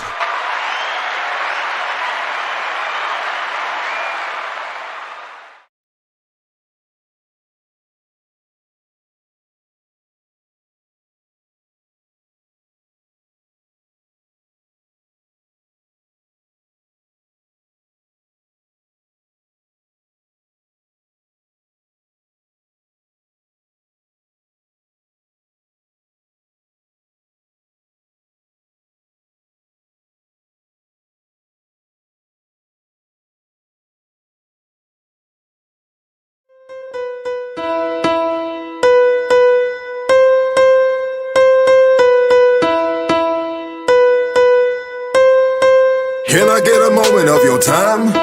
Smoke a little, life's a game of chess. Drugs, guns, who just got me on the run? Let me shine a little light. Can I get a moment of your time? Smoke a little, life's a game of chess. Drugs, guns, who just got me on the run? Let me shine a little light. I grew up on the 50s, I love my whole city. Got the little ones with me, I ain't going back to prison. House with a yard, I get my own unlocks, I walk my own yard. I'm Figaro and filthy, where I come from, dog, everybody's filthy. Get your hands dirty with them concrete burpees. Beer runs and licks, my heart was made, dog, with every single brick. In my own, I get my little shine on, got a house loan. I see a hater smiling, broke with a mouth full. Run with my ninjas, used to gun with my ninjas, used to split top ramens on the hood with my ninjas. Can I get a moment of your time? Smoke a little, life's a game of chess. Drugs, guns, who just got me on the run? Let me shine a little light. Can I get a moment of your time?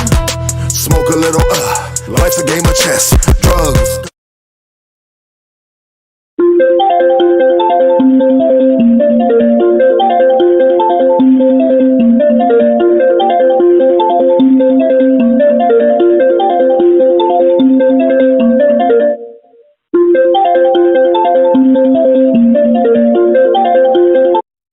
Hooters got me on the run.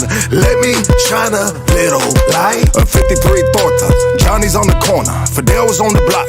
Pizza so hot, cheese slide right off. Terrace 49, I got a creature state of mind. Monte Vista Pay, you need to keep a loaded 9. Maury's on thick. Used to cop the Cortez, you know the Chino got the kicks. Sitting in the park, you my son, I'm the shine. Rolling down the boulevard, palm tree line, bro. Call me anytime. Jack and some coke, we can build on our life. Get our money up without committing all these crimes. Get it while you got it, mix your freedom with some logic. A gangster's moving silent, you ain't gotta speak about it. Tatted on our skin, you know what it do, dog. Fairly go on in. You need to rest your head, my door swings on a hinge. Hooters on your bumper, come and jump the neighbor's fence. Can I get a moment of your time? Smoke a little, life's a game of chess. Drugs, guns, Hooters got me on the run.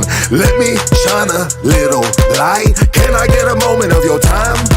Smoke a little, life's a game of chess. Drugs, guns, Hooters got me on the run.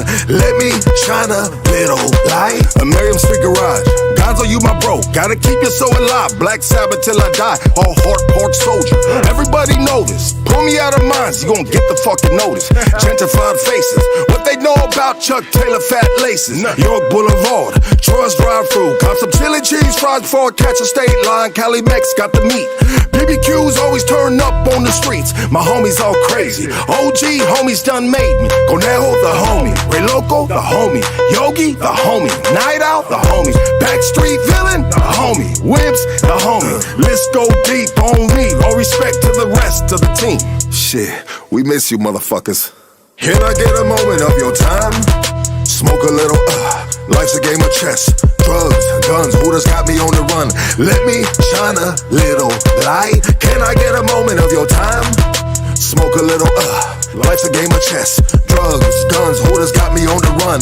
Let me shine a little light.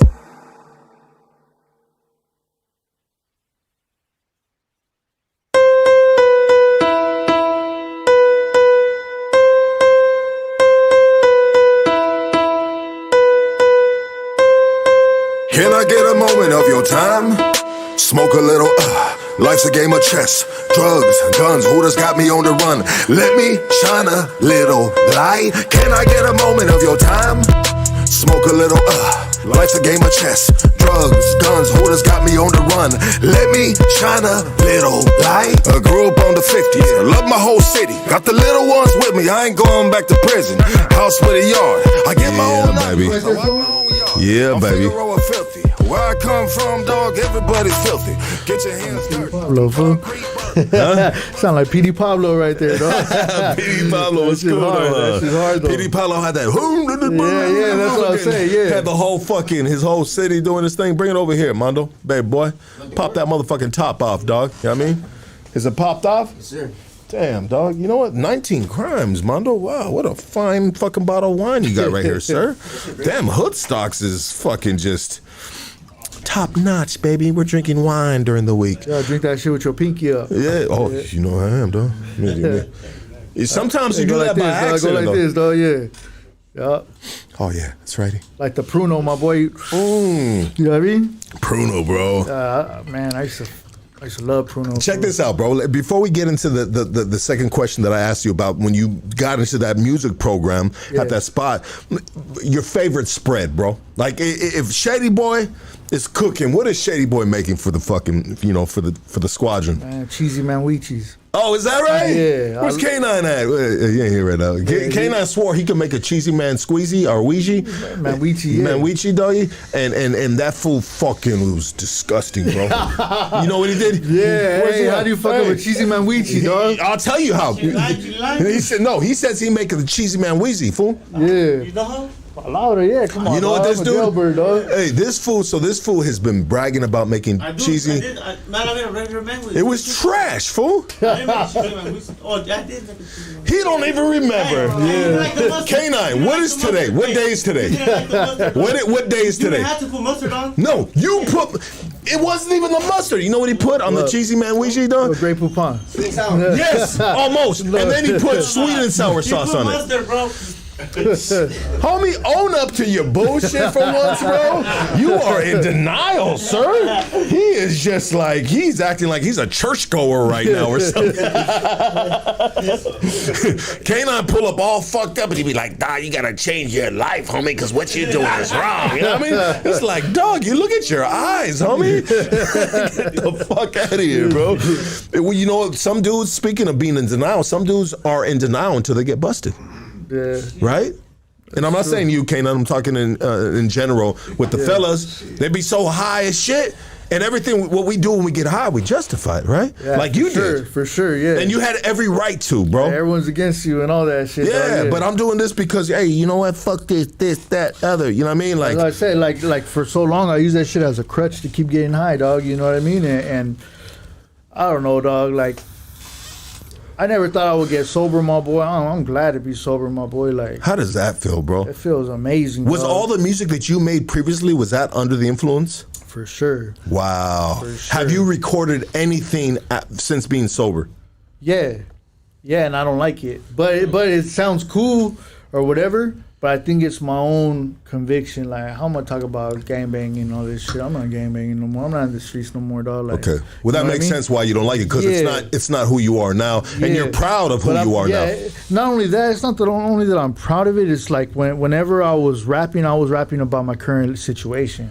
Yeah. You know what I mean? I was rapping about my current situation, like, but I got like I got 2 albums right now that I'm just sitting on, honestly. I got Will the Devil Look? That's my solo album, and then I got the album with YB, and I feel like I keep letting the homie down, dog, you know, because like I haven't been in the studio with him, dog, and he's like, let's finish up this album. I'm like, all right, cool, you know, but I be getting sick ass writer block, you know what I mean? I get sick ass writer's block because I don't know. Even my homeboy Sal Capone from my hood, shout out to homie, dog. Like, I got a song I owe the homie, dog. You know what I mean? And it's a deep ass song about loss. You know what I mean? And we're gonna get to it. But I don't know, dog. I just have a hard time now. It's in my own mind, dog. It's like a block in my mind. I'm telling myself, like, I don't know how am I gonna keep, like, I don't know. Well, you're just not. You need to. You still probably there's still time for you to maybe grow a little bit further from the person that you were, which wasn't too far long ago. Yeah, right, and I'm still getting to know myself in sobriety. Exactly, dog. I really am. I'm getting to know myself. I said this shit in another interview, dog, where I'm like, when it came to doing bad, I know exactly who I am, dog. I know exactly what I'm doing, and I do that shit without a second thought. But when it comes to doing good, like, honestly, yeah, I'm doing good. It's hard for me to do good. It's hard for me to stay doing good, dog. But you're redirecting that energy of doing bad to do good now. Is that safe to say? Yeah, for sure. Good for you, brother. Good for you. Wow, that's pretty interesting that all your music has basically been under the influence, and this is music. But we talked about it too.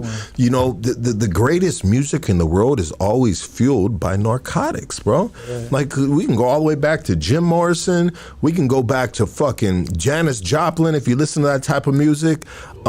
Tupac. I mean, it just goes and goes and goes. All the legends, they weren't motherfucking on some AANA shit. Yeah. They were in a whole nother level, and they were just, you know, putting Band-Aids on their pain. But what helped them too was the therapy of being able to go into a recording studio, you know, and write music. It is therapy. It's therapeutic. For sure it is, dog. And it's therapy, dog, for sure. Like, but it's like Band-Aids on a bullet hole. You know what I mean? Like, so these songs, like, I would drop these songs, you know, and like My Life. Yeah. You know what I mean? But even in this new album that let me say that now too, you know, it's a good thing that we brought this up. Let me say that now. I have a whole album that I'm gonna drop, right? Like, I let you know I'm sober now, my boy, you know, but I recorded these songs, a lot of these songs before I got busted. So I have a song called Do Dirt, and it says I do dirt like my dick's in the ground. And it says, to my Sherm habit. Yeah, it says, to my Sherm habit, thanks for sticking around. You know what I mean? It says, drugs, lighters, and a reader writer. You know what I mean? Because whatever I was doing before, dog, you know, I don't even want to speak on that, you know. PCP, bro. Yeah, PCP, but it was on Sherm though. Yeah, like we're talking about Sherm though, you know. Yeah, no, but PCP has been always one of my, like, My favorite drug was methamphetamine. But the PCP was always in the neighborhood because there was a lot of homies that smoked the porro, they smoked the dippers, you know what I mean? We go to State Street, make sure the fucking Hugo was right, dog. And sometimes you get the pour and you got to spin that bitch. And if it does a fucking hurricane all the way to the bottom, they'd be like, dog, that's good shit right there, dog. I mean, that's just what the homies told me. So every time I got a pour, I'd spin that bitch, you know what I mean? Yeah. And I'd be like, hey, homie, it ain't spinning to the, you know, something else. I never heard that, dog. So. Yeah, no, it might have been a little bit of a 90s thing or further, you know, whatever. But or probably an 80s thing, to be honest, because these were dudes from the 80s who would be telling me this shit when I was a kid in the early 90s. But PCP, man, I was in Skid Row. Me and my boy Droops were fucking, you know, we were serving pizzas, you know. Me and Droops bought a bunch of pizzas, and then I got a fucking tier cart from my work, bro. No, I didn't get it from work. I actually bought it I wanted to get it from work, but I bought it on OfferUp. But anyway, so we're going around, peep game, sorry about being long-winded. No, you're good. We're going around Skid Row, and we're serving people's pizzas, dog. And we're recording it, bro, because we want to let people know, and especially the law enforcement agencies, that we're good people and we change. Here, look at us serving pizzas, you know what I mean? Yeah. You know, don't arrest us, please. You know what I mean? We're good guys. But there was this one hyena right there, and she had the fucking, she had a dipper, bro. And she was faded. And I was like, hey, what's that, girl? You know what I mean? Get some pizza, you know what I mean? She took the pizza and shit. But I smelt the PCP, bro, which I hadn't smelt in a long time. And I swear to God, dog, mouth water. It made my motherfucking mouth water, dog. You know what I mean? Like, bro, I wanted to hit that shit because once a drug addict, always a drug addict. Sure. And that smell, I swear to God, if she wasn't as tore up as she was, bro, and I because she had it in her mouth already, bro, but it wasn't lit, and you know what I mean? Anyways, brother, I wanted to hit that shit, but once a drug addict, always a drug addict. PCP is such a fucking crazy drug, dog. You know, especially when everybody's fucking tweaked the fuck out, and then all of a sudden you hit the fucking cool and shit, and then you're just like, and everybody's just like all fucking tripped the fuck out, dog. Yeah. I mean, it's a whole different level of high. Yeah, I've only had like 2 bad trips on PCP. Yeah, like I'm too high? Nah, yeah, literally like I'm too high. Like I remember one time my homie Yogi from my hood, he came to the pad, and he was in the garage, right? And I smoked a whole sherm stick to myself before he came. So then I go out to the garage and he's like, hey, fool, I think someone's on your porch trying to steal something, right? I was high as fuck, dog. And I remember I was so high, I was like, dude, I need to snap out of this. I pull out my burner and I shot in the air, dog. So in my own house, though, I shot upstairs, dog, into the house. And the homie's like, what the fuck, dog? But I was like trying to snap myself out of it, fool. Yeah. But to him, he's like, dude, I told him this shit. And he pulls out a burner and shoots it in the air. Like, what the fuck's wrong with this fool, dog? Yeah. This fool catted out, dog, you know? But no, I was just high, and I was trying to snap out of it. Yourself up. Yeah. Another time, too, that time I really tripped out, dog. And I just remember it was weird, dog. I hit this dipper. I don't know if you ever smoked DMT, dog, but no, I haven't, bro. I used to smoke DMT too. A dipper of DMT? No. I used to smoke DMT too, and it's a whole different high. Okay. And I felt like this dipper was dipped in DMT because of the effect that I had. Like, I never got so high off a dipper that it took me somewhere else, dog, and that's where it took me. But they said that it's actually a good drug. DMT is by itself, yeah. DMT. I'm not promoting drugs or nothing like that, but when I did smoke DMT, honestly, like I said, all these feelings of abandonment and shit like that. When I smoked DMT and I came back, like I felt at peace within myself, dog, for for months. You know what I mean? Not just one day, like. For months, I felt like that. Wow, dog. You know what they say, and I watch a lot of podcasts, and Mike Tyson speaks a lot on that. He does, yeah. He's an advocate or something. Yeah, and they said it's kind of like the way to lose your fucking ego or something, because we all have these fucking just like these egos within ourselves, and it's just, man, but they say that it will come to you when it's time. But I want to do DMT, you know, not to abuse it, but to experience the benefits, like you said, bro. It's non-addictive too, dog. And honestly, when I did hit it, it's crazy because I had a conversation with this woman. It was a purple woman, and in my interpretation was I was talking to God, and we had like this deep ass conversation, and it was crazy because this conversation was so deep. And when I came back, I don't remember what the fuck we talked about, but I just remember coming back with that feeling like, damn. And and it lasts forever in your mind, but it only lasts 15 minutes. And I remember thinking to myself, like I felt so much peace within myself. I didn't feel no pain, no nothing, dog. I didn't feel like all those feelings, dog, and it was dope, dog. Like it was a different experience. And somebody, my homegirl, had told me, like, hey, I remember when she first put me onto that shit, she was like, hey, Shady, like, I want to smoke this shit with you. I already tried it, called DMT. And I told her, man, I got enough bad habits. You know what I mean? I'm not trying to do another drug. You know what I mean? Yeah.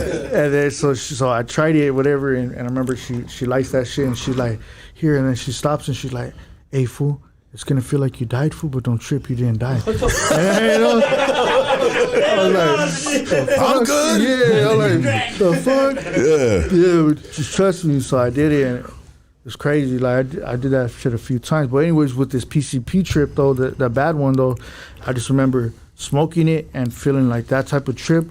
But I remember when I came back, I was like furious. I remember being so angry, dog. And I remember the homie and the homegirl were in the room with me. And what happened is I smoked a whole dipper to myself, and then they came over and wanted to smoke. Okay, cool. I'm not gonna let you smoke my shit. You know what I mean? I'm gonna smoke it with you. Yeah. You know what I mean? So I smoked a whole one to myself, and then I smoked that one with them. And the next thing you know, I just remember being furious. And I just remember looking like that and then having like so much anger, so much hate, dog. And both of them are leaning back like this when I'm realizing, you know. Yeah. And then she's going, Shady. And I said, who the fuck is that? And then she's like, you're the most talented guy I know. Right? Yeah. And then the homie's like, hey, my boy, we family, dog. And I told him, family, what the fuck is that? Yeah. And then I remember socking the floor, and I had a blower right here. And I socked the floor, and then both of them jumped back. And then I was saying, where's my gun? And I was looking like this. It was right next to me, but I didn't know, dog. And then both of them tackled me, dog. And I remember I fucking wigged out. I wigged out because I'm high as fuck, and they tackled me, and I'm fighting with these fools. And fucking, it was a bad trip. They tackled you because they said, shit, my life is on the line right now. Really, ain't no lie, dog. I swear I wanted to kill them, dog. And I don't know why, dog. It was a bad trip. Well, they say there's a lot of like cases like back in the day. I don't know how popular PCP is nowadays. It's maybe, I don't know, bro. But anyways, I'm out the loop of what's popular or not. But there was a lot of cases back in the day when dudes were on PCP, black dudes, homies, whoever the fuck was on PCP, like a lot of police officers that had a hard time detaining those individuals. Like Superman. Yeah, Superman, bro. Yeah. Like they, you know, but I've never had Superman moments on PCP because I've had Superman moments on methamphetamine because it always made me feel like great and it made me feel like a superhero in the neighborhood, and I got everybody, and you know, whoop-de-whoop-whoop, like bulletproof. You know what I mean? We're gonna get this. We're gonna do this. But PCP, it's kind of like a downer, so it would just really, really bring me down. And then sometimes I look in the mirror while I was on PCP, and I was like, damn, dog, my fucking pores are fucking huge. You know what I mean? Like, I look like shit. You know what I mean? Like, and I would look in the mirror, and I just be like, it'd be just like, boom. You know what I mean? And I just be like, fuck. It's a memory that I will never forget. And some people will probably relate to looking at yourself while you're on PCP and just like, fuck, I look like shit. And you just got like a whatever. But when it comes to like spirituality, you know, I mean, do you believe in, I mean, you a religious person? I wouldn't say I'm a religious person, but I do believe in God. Like at the end of the day, like you never know that God is all you need until God is all you got. And I've been in those situations plenty of times where I ain't had nothing. I didn't have shit, dog. I didn't feel like shit. And the only thing, and even in those moments, dog, when I didn't think I had God either, dog. Like God always got me, homie. It has to be God, dog. Like what else could it be, homie? You know what I mean? Yeah. What else could it be, dog? Like at the end of the day, like all of us in this room, everybody survived everything that came at us so far, dog. That's God, homie. We could survive anything, homie. You know what I mean? You just gotta have that belief and that faith, dog. Like I don't pray I don't pray as much as like I should, you know. But I know God knows my heart. You know what I mean? And even now, like I try to be different, but I'm still me though, dog. Like at the end of the day, like I said, like I don't know myself in sobriety. Why? Because I'm still me, and there's a big part of me that is still clutching at my shirt, homie. Like, hey, you know what I mean? Yeah, we need you over here. This ain't you. You know what I mean? Come on back home. Yeah. And at the end of the day, like that shit's always gonna welcome me back with open arms, dog. You know what I mean? But it's harder to do something different, homie, and that's where I'm Takes at right balls now. to do that. Yeah, and it's Comfort zone. Take out your comfort zone. What you know all these years. Yeah, and exactly like I Be said. the bottom of the barrel all of a sudden. Yeah. You know? Nah, like in the food chain and workforce or whatever. Not. It's easy to get comfortable at the bottom. You know what I mean? Like I always felt comfort at the bottom. I always was used to not having shit. You don't have shit, you don't lose shit. How you gonna lose something you don't have, dog? You know what I mean? How you gonna fuck off something you don't have? So I always felt that comfort level right there at the bottom, dog, and just being in Momos and shit, dog, you know, and that was my shit. Being there and living in Momos, dog, you know. Garvey Boulevard? Nah, on Valley and Baldwin, the M Motel, dog, you know. Okay. I was living right there, dog, and I remember people that were, like, of course, know me from the hood know that I'm right there, you know, but I'm talking about other people, out-of-towners would come see me. What the fuck, Shady boy? What are you doing here? Like, in my mind, like, dick, I live here. You know what I mean? But Is this why you're doing the music thing? Huh? Is this why you're doing music at the time? Yeah, while my shit is blown up. Yeah, you know and you're fucking living at a motel. Yeah, I'm living in a Momo, dog. You really living that life. Yeah, I'm really living that life, you know, and I'm taking pride in that, dog. But at the end of the day, like, I mean, yeah, it's cool for what it's worth, dog. But I don't feel the need to prove to myself, anybody, that I'm real or this is that. Like, that doesn't concern me, homie. Like, I don't care what anybody else thinks, dog. I trip out like on how people do thirsty ass shit, dog, and put themselves out there, put themselves on blast, dog. Like, for what, homie? For what? If you really who you say you are, then we trying to get right, my boy. You know what I mean? We did this shit for too long. We trying to get right, dog. You ain't got to be trying to flex all those extras and shit. Fuck all that, dog. There's Like, a lot at of the end cats of the doing day, if that's who you are, hell yeah, dog, that's who you are. But all that shit isn't meant for the camera, my boy. That's how you get yourself incriminated. Well, you know, what I mean? I see some of those dudes sometimes, and they can be doing rap music, like we doing this, that, the other, whatever, and they're on these platforms, and they're kind of like bigging that up. They're bigging that certain thing up. But let's hear what you're talking about when that RICO case comes down. Let's, like, you know, if you're keeping the same energy, then all right, cool. Yeah, I've been busting on the RICO myself, dog. And that shit sucks, homie. You can't do nothing but shut your mouth and just wait it out, dog. And hope someone doesn't fucking tell on you, dog. And what's crazy, dog, is they keep the life, they keep the L on the females longer than they do with the homies, dog. Why? Because they want them to flip. It's crazy, dog. Yeah. It's crazy, but that's why I don't fucking really like to talk on the phone no more, because everything was phone taps. Yeah. Everything was phone taps, dog. Like, now, like, it's crazy, dog. Like, this life is crazy. The way everything just turned was crazy, you know what I mean? You can't trust nobody no more, my boy. And especially, like, I don't know what the fuck's up with these youngsters nowadays, dog. Everything's on camera, dog. They go live shooting at, like, come on, dog. You don't do, like, I don't know. You don't do none of that, my boy. You move in silence. Real motherfuckers move in silence. And that's what I always taught growing up, but that's just not what it is nowadays, dog. And it's crazy to see, dog. It's crazy. It's weird to see, dog. How I don't know. If you're really out there, you're really in the field, motherfuckers are gonna know that. They already know that. They know who's who, dog. You don't got to put yourself on blast for the police. You're just telling on yourselves. It's stupid. It's stupid, dog. It's stupid. But I don't know. I'm just glad I'm not in a place where I got to worry about that. It feels good, huh? Yeah, it feels good. Peace of mind. Yeah, I'm always gonna be from the hood, dog. You know what I mean? But shit, at the end of the day, I got homies that are doing good, dog. They got businesses and shit like that. That's where it's at, my boy. That's where it's at, dog. You know what I mean? We all got to grow up sometime, dog. Fuck that. Let's get a business, my boy, and generational wealth, dog. That's what it's all about.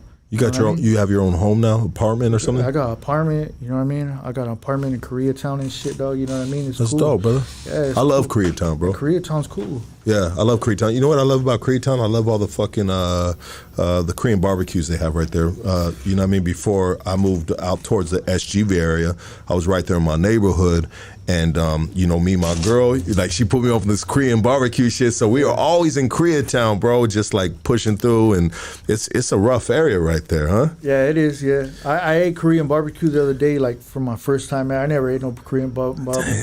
My wife put me onto that shit too. Oh, it's so bomb, bro. Especially when you get the buffet, all you can eat. Yeah. And they say like, oh, if you don't finish that, we're gonna charge you. You know what I mean? It's like you ain't gonna have that problem right here, dog. We got that. Bring a Ziploc. I got the sleepy guy on me right here. I'm eating everything. Right. But yeah, I love. Man, I be eating different too. I be eating. You ever had a poke bowl? Nah, what is it, dog? Poke bowl, that shit is gas, my boy. I love sushi, so it's bomb. Like, Sushi's fire. yeah, I be trying to eat healthy though. Like that's like the healthiest I eat though. You know, a poke bowl has like sushi rice, salmon, sesame seeds, edamame, fucking imitation crab. I put my shit with pineapples and shit. Like, it's bomb though, fool. It's bomb as fuck. Healthier, you know. How does it feel to come home now and have an actual home that you know that you don't have to worry about the door getting kicked in any minute? I mean, you can. It's a place where you can just. It's your peace, right? Where you can rest your head. You know, watch a movie, take a shower, do normal shit, right? That you probably weren't doing before. No, Having a program, having to get up at a certain time. Like, how important is that home when you get to that home from where you've been at? I feel like a motherfucker made it. You know what I mean? Like, for reals. Like, I got an apartment, you know, like, but it's mine. Like, mine and my wife, dog. It's ours, dog. My wife's a trooper, dog. Like, my wife's a real one. I remember before we even got this apartment, right? They pushed it back like a few days, dog. We were in the streets, my boy. We were parked by fucking MacArthur Park, homie, down the street from the house, dog, and fucking sleeping in the car, my boy. She had to use the restroom.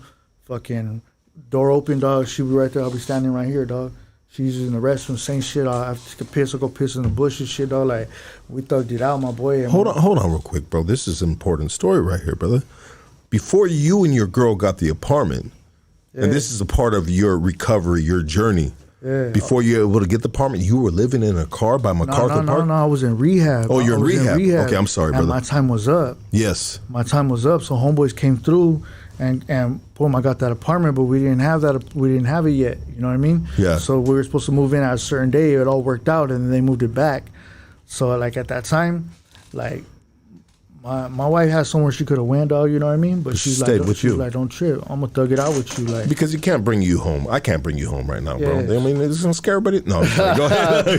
You know what I mean? So we thugged, like, she a real one, dog. So we thugged it out. We slept in the car and shit, dog. And then, boom, we ended up getting that apartment. All we had was a fucking air mattress, dog. I remember we were just laying in there, like, air mattress with nothing. And we just like, damn, we made it. Like, damn, like, we really did this shit, dog. Nothing in the apartment but an air mattress. Nothing but an air mattress, homie. And how did as you started building that house into your home, obviously it felt great, bro, to finally have a roof over your head and not be in that situation and be at a rehab and just no worries type of shit, but a lot of worries, right? No worries, but a lot of worries. I mean, as you started fixing that house up, I mean, what was the process with that and how did it feel? Little by little, and now it's like, that's my home, dog. Like, it feels beautiful, you know? You got pictures on the wall?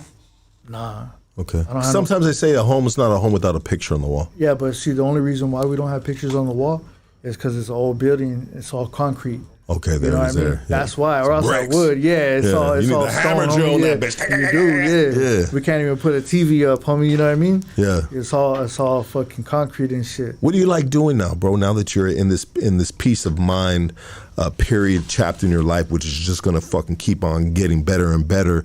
I mean, but what do you like doing? Like, do you have a PlayStation at the crib? I mean, what makes you happy now, bro? Because once upon a time ago, we had recreational things that were very detriment in our life that, you know, potentially put us back in prison, street shit, this, that, the other. You know what it is, dog. Even they know what it is. I mean, but what makes you happy in life now? I mean, do you fish? What do you do, dog? I don't do none of that. I work, dog. And that brings you happiness. Yeah, I feel like it feels good, dog. Like, when I first got my paycheck, though, I ain't gonna lie. When I first got my paycheck, I looked at it. I'm like, man, I did all this shit for this stuff. It's crazy, you know? Cause before, like, it wasn't enough. Yeah, when I used to do other shit, like, I'll make that shit in 2 days, 1 day, dog, you know? Yeah. But it feels good because now, before I used to be stupid with my money. it's like I didn't have money. I didn't like having money in my pocket or something, you know. Yeah. I go, boy, I'll buy the fucking shit that I don't need, dog. Who cares, though, you know? Yeah. But now I work for my money, my boy. So I'm careful. Like, nah, I ain't buying that shit. You know what I mean? So it's just different. It's a different experience, a different learning thing, dog. You know. So right now, what I'm just dedicated is just honestly, I'm starting a clothing line. Right, I'm starting 2 clothing lines. One is gonna have my name attached to it, obviously. You know what I mean? But another one is gonna be it's called Menace to Sobriety. You know what I mean? And it's gonna be a sober clothing line. That's dope, You know what I brother. mean? I will support it. Yeah. Matter of fact, I'll give you free promo on here, bro. Yeah. We'll put the logo up and we'll sponsor it every week, dog, on me, bro, on the platform, on us, dog. That's right, Pops. Just I to get appreciate that shit off the fucking ground, Yeah, I bro. appreciate got that. you, baby. Hell 100%, dog. But all you other motherfuckers is $500+ a month, baby. You know what it do, doggy. Yeah, but I'm trying to do something. You know, I want to do something positive, homie. You know, I want to do something like. I want to show motherfuckers, dog, like that's why I started working at this rehab and everything, dog. I went to this rehab and they hired me. But I remember when I went to this rehab and I seen a homie all tatted down that was working there. He was my case manager. Like, damn, I could really do this, dog. Yeah. I remember Look at these guys. Yeah, when I got out, I was thinking to myself, I'm gonna just keep coming in on violations and bring dope. Yeah. That was my best thinking, dog. I'm gonna come back and just, you know what I mean, and do that, dog. But going to homeboys, you know, I'm thinking, man, I got tattoos all over my face, dog. Like, ain't nobody gonna hire me, homie, you know, and just rehab and going to homeboys and just seeing, yeah, man, I could really do something with myself, dog. Like outside the music, yeah, I know I always got the music to fall back on, but now it's like I'm not that rapper dude though, dog. I'm not that rapper dude. I'm a human being. I'm a normal motherfucker, dog. You know what I'm saying? Let's go, baby. You know what I mean? So I like that. That's where my mind's at, dog. Like I know people are probably like wondering, like, oh, this fool's making music, you know, like why does he even think? But that's just, I'm a normal motherfucker, dog. You know what I mean? So I'm a gang member, dog, trying to get my shit together, dog.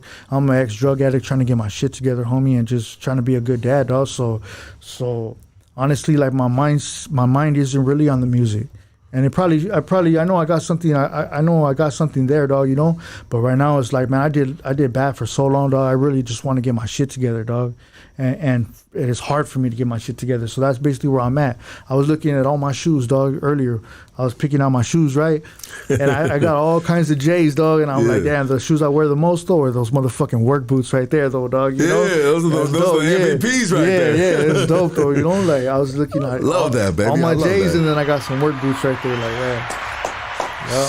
But yeah, that's what I do, my boy. That's you what I inspire do. me right now. Have you ever been to the lake, wave runner, stuff like that? Have you ever done stuff like that? One time, I've been on a jet ski once. Well, you dog. know what? Check it out, though. I used to like to fish, though. The summertime's coming up, bro, and I want to just like fucking invite you and your wife with my family, bro.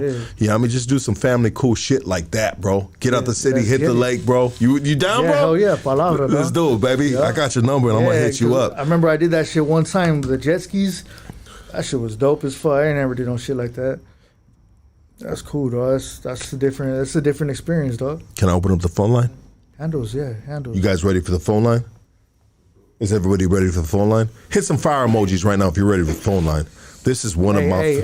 Real quick, dog. My bad. I don't mean to cut you off. I just want to say, though, like, I'm really glad that I came. I'm really glad that you invited me, homie. Like, I was hesitant on coming. I even told the homie earlier. Tell me straight. Say it straight up like you told me. All right, look. So straight up, I told the homie earlier, like, I was hesitant on coming here, dog, because of that whole situation with Lefty Gunplay, dog. Yeah. You know what I mean? Yeah. And got a little wild. Yeah, you know what I mean? And I wasn't feeling that, dog, you know what I mean? And but we chopped it up earlier. I told him straight up, like, at the end of the day, though, like you fools are faded, dog, and play us fuck up, dog. You know what I'm saying? Yeah, and we're both out of line, bro. Yeah. He was tripping. I started tripping. Yeah. You know what I mean? But another thing, though, too, another thing I said, that wasn't even what I was going to talk about. But I was going to say, though, like, I just did a podcast with somebody, dog, you know? I'm not going to say no names, but it's the only podcast I did, right? And I was hesitant on coming because they asked me to speak up speak on Lefty, as a matter of fact, and just like give advice to him, right? And I gave advice to the homie, and then it got chopped up and posted like I was talking shit about the individual, dog. And I'm like, dude, like that ain't cool, my boy. Like, why'd you do that though? You know, like it was just for likes. It was like thirsty for the likes. So I was kind of hesitant, dog, but this place is not like that, though. Hood Stocks is authentic, my boy. You know what I mean? So I'm glad I came. I'm glad you invited me, my boy. You know what I mean? You know, brother, like, nah, we ain't like that, bro. And we've never, and you know what? There's so many channels right now that are doing like a lot of fucking just cheese, man, like fucking gossip. And you know what? That shit is fun to listen to sometimes. But if you fucking watch too much of that, which I don't watch none of it no more, guys. All those things that are talking about different people, this, that, and the other. You can ask, and I don't want to say who watches it right here, but I get people from the studio right here. They'd be like, "Hey, Lux, you hear that?" And I was like, "Nah, I didn't hear it." And they're like, "Oh, let me send you a clip." I said, "I don't want to watch the clip, dog. I just tell me what they said, you know, and I'll tell you, because I feel like all that shit, dog, is it's poisonous to the mind and shit, dog. And sure. nothing ever that I wanted to do at Hoodstocks, and don't get it twisted, guys. I'm a fuck up, right? You know what I mean? I've slipped up on some shit right here, but I've never promoted the bullshit, and I never wanted, especially amongst the homies, bro, ever want to throw fucking gasoline on a fucking match, dog, because you know what, dog, that can create a bonfire, and we got enough adversity amongst each other already, dog. For sure. You know what I mean? Because we go harder on each other than we'll go harder on anyone else. Why? Because now it's just different. It's the culture. It's within the fam bam type of shit, which is a very dysfunctional, deadly fucking environment at times. Are treacherous, you know, but not the shitting on the homies, but it just is what it is, especially sometimes when homies ain't in the right mind. And I've been not in the right mind for a lot of my years and made, you know, just did stupid shit, dog. So I don't ever mad at them, you know what I mean? Depending on their mind state, and because I have like sympathy and I have understanding because I've been there, bro. Yeah. Fucked up off of dope, bro. Dumb fucked up with dope, you know? And, but yeah, I don't try to do that. And we know, if you guys know who he's talking about, I know who he's talking about, and you know that's just like a fucking shitty ass piece of shit type of dude that would do something like that, and that's been in this game too long with just some fucking frivolous ass, fucking treacherous ass, thirsty shit, dog. Yeah, and unfortunately, he's been able to make money off this all these years and have you motherfuckers fooled. But I'll tell you like this, he never had me fooled. but hey, it is what it is, dog.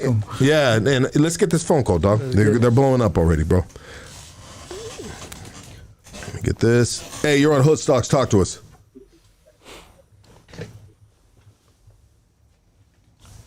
Shut this off so you guys can hear it. Hey, you're on Hoodstocks. Talk to us. Let's see.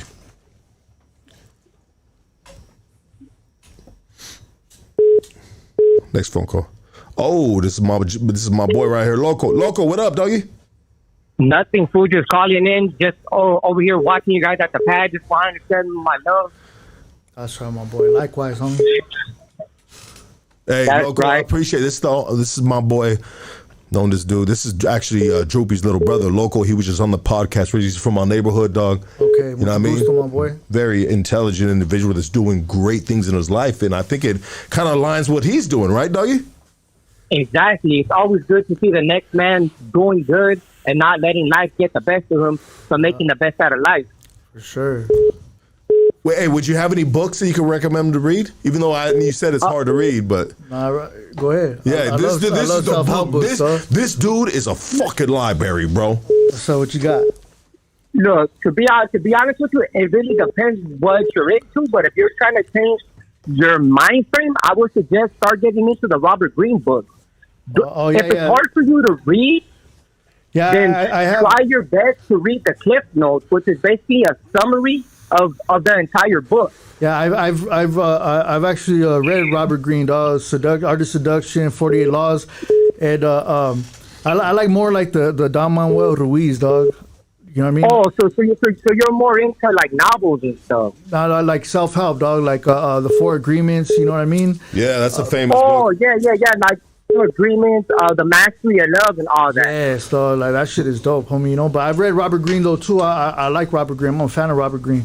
I want to read what he did with 50 Cent, dog. That shit, the 50th Law. I want to read that one. Towards you if you want to get in the conversation, bro. But to be honest, a lot of those books are good too. But as far as that Tulsa wisdom book, that's some very deep shit to get into too, my boy. Hell yeah, that Toltec wisdom, that shit is dope, dog. Hell yeah. Loco. Oh yeah, well, I'll let you guys go. I just wanted to call him real quick to show my love and support. That's right, my boy. Thank you, brother. Likewise. Thank you, dog. Thank you. Hey, you're on Hood Stocks. Talk to us. What's up, Lud? What up, You baby? all. What up, Shady boy? What's cracking? Who's this? Hey, much love and respect, big dog. All right, likewise, my boy. What's your You name? all, hey, check it out. What's your name? Where you calling from, bro? Hey, my name's Robert. I'm calling from the Sela, my boy from the southeast. Hello. There you go, baby. Settle on the casa. Hey, Shady, I've been a big fan, my boy, since shit back in the days that Truth Hurts, my boy. That one right there hit. That one's deep, my boy. That's right, my boy. I appreciate that, big dog.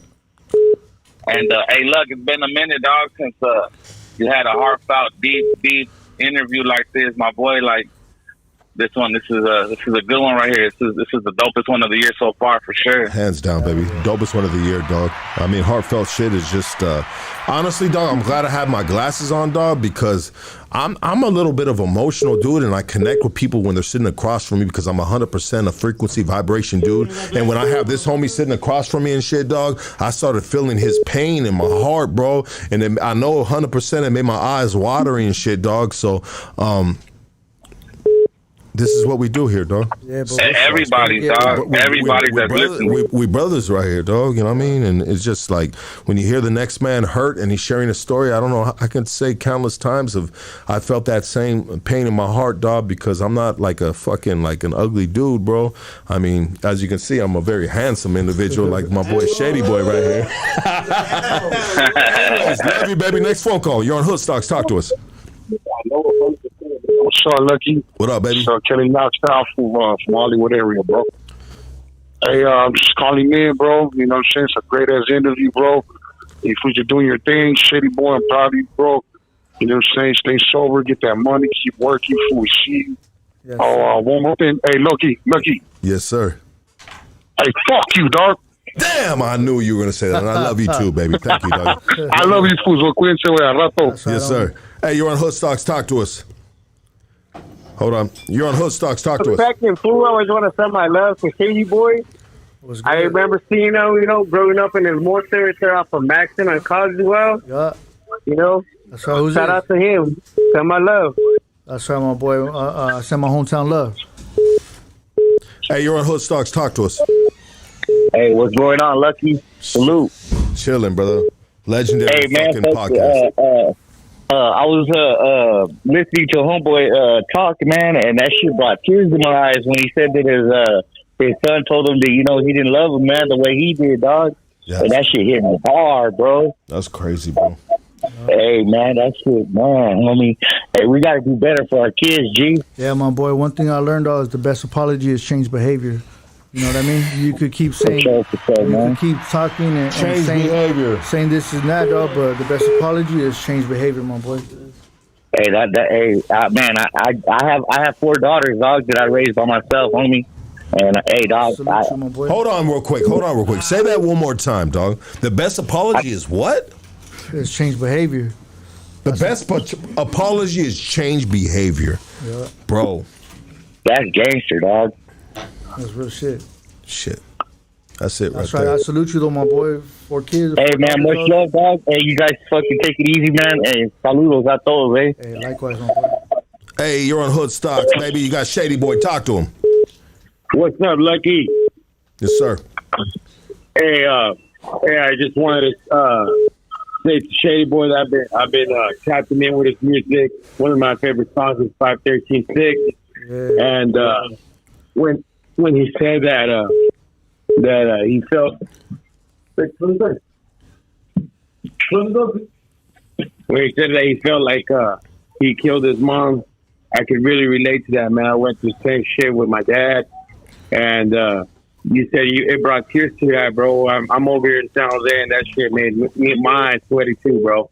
Good episode, man. Good shit. Appreciate you, my boy. Shout out to San Jose. All right, Shady. Salute, Lucky. Shout out to everybody. Drew, right. K9, everybody. All right. Yup. So what's the next caller or what? Yup, next caller. How you do it?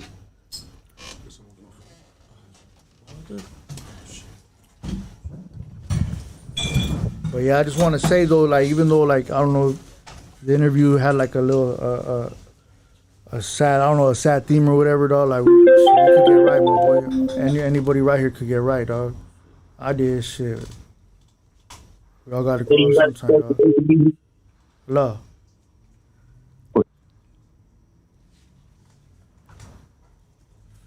Love. Hello. What's up, man? What the fuck? Yo. Hang up on that motherfucker, dog. There's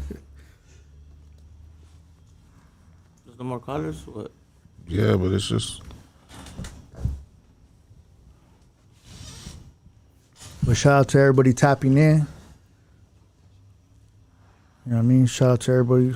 City of Monte. Yo. From the hood. Thank you, Dave. Sorry about that, guys. On shit. Hey, I apologize, guys. Here we go right now. Hold on. We got a phone call right here from the homie Flaco from Sereno. I see him. I got him locked in my phone right here, dog. Let's get this right here, dog.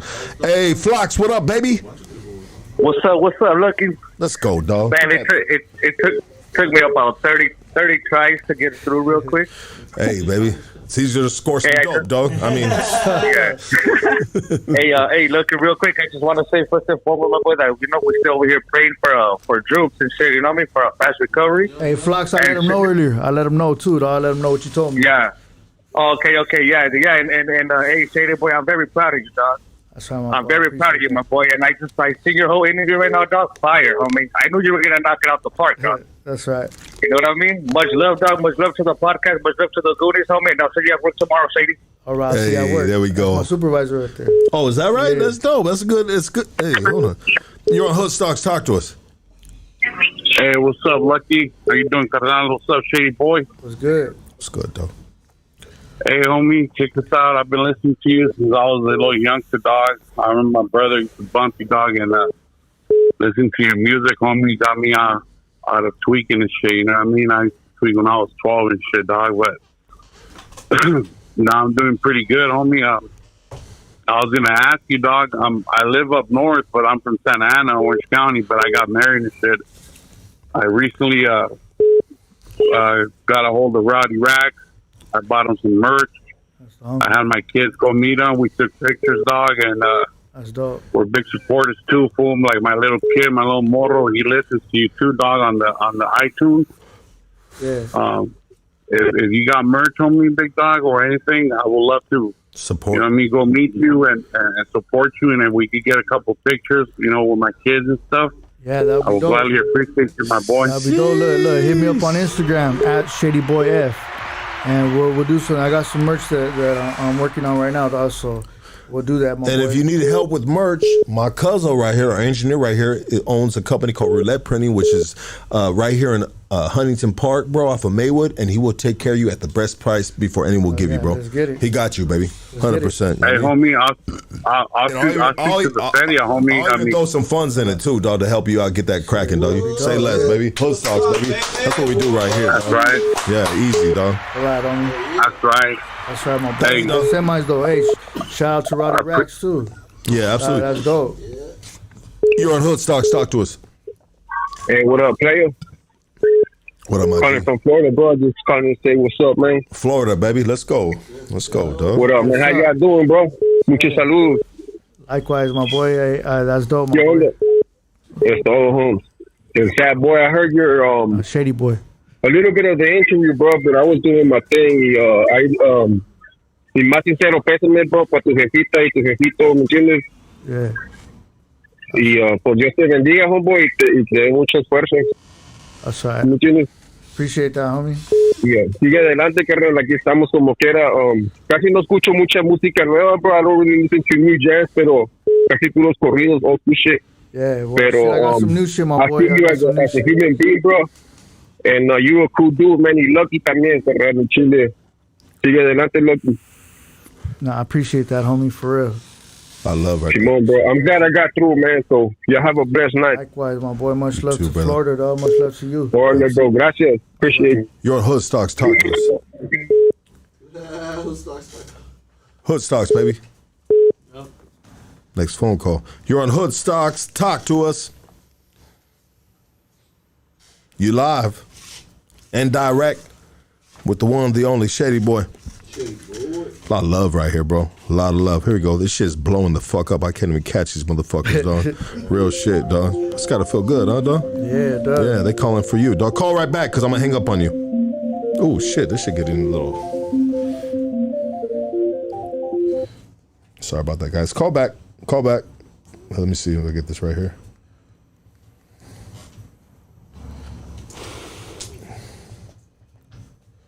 Damn, my phone's tripping, dog. Hey, you got a lot of trolls on. Hell yeah. Free G-Face? Fuck that. Yeah, free G-Face. Hey, you're on Hood Stocks. Talk to us. Jelly Bean Gang. What's up? This for Shady Boy. Yeah, what's up? What's your favorite law of power? My favorite law of power? I don't know. Honestly, my boy, I think the 48 Laws of Power, you can't take that shit word for word, dog, because it teaches you how to manipulate your friends, you know what I mean, to get on top. So I can't think of one off the top, but I just think if you read that book, you got to read it and take what you want from it, dog. Otherwise, that shit will manipulate you. You know what I mean? Like you don't pose as a friend and work as a spy. You don't do none of that shit, dog. You know. So, exactly. Yeah, I know the book, dog. You know. Toes right now. But law number 21.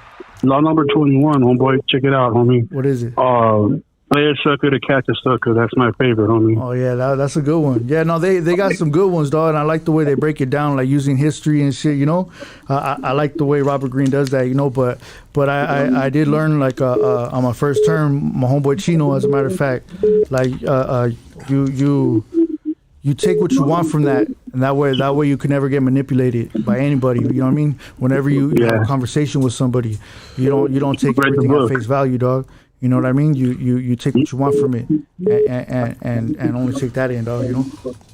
You read the book, homie, and also, homie. Aside from that, homie, that's good. I see you doing good, homie. I used to live on Panama and Monte right there, fool. That's right. You know. Shout out to your biological father, Tattoos Duty from Clover, homie. I knew him well. Oh, what a trip! And that's exactly the kind of shit he would say. Wow. About the fucking McRib. Wait, you know his pops. You know his pops. I know your pops well. Yeah, that's crazy, my boy. That's dope. Well, I know your sister Vanessa and Rochelle. Yeah. That's crazy, yeah. You got Irish in you, homie. Yeah, that's what I hear, yeah. You didn't put him on blast, bro. Now everybody's going to bang him on St. Patrick's Day, dog. I ain't tripping shit. It's all love, homie. Yeah, it's all love, dog. Yeah. You know what I mean? Hey, we all mixed in with some shit, dog. Well, you know, it don't even matter. I'm a fucking Jew and half Mexican, dog. I've been shitting on all my life. My auntie, which is his mom, used to call me a zebra when I was a fucking kid, and I was just like, I don't want to be a zebra. I want to be a fucking monkey. I'm having fun right here. You know how many people call me a Mexican Jew, dog? They call me a Mexican Jew because I'm a tight ass. Hey, stop being so tight, fucker. That's right. Hey, that's dope, my boy. Yeah, that is my fan band, dog.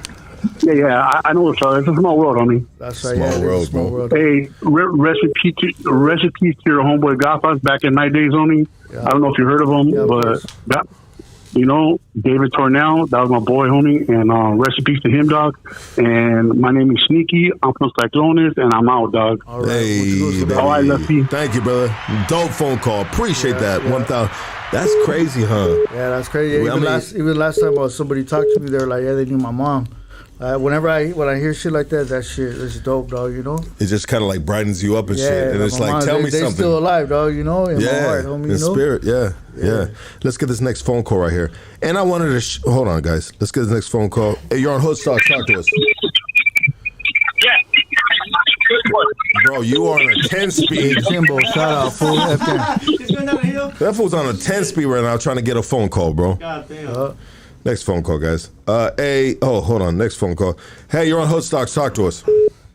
What's up, Big Lux? What up, baby? What's your name? Where you calling from? You already know this is Dawes Youngster from the East Side Cone, homie. Oh, shit. What's up, doggy? East Side Cone. I was about to do an emergency breakthrough right now, dog, just to get into your line. You were about to do the what?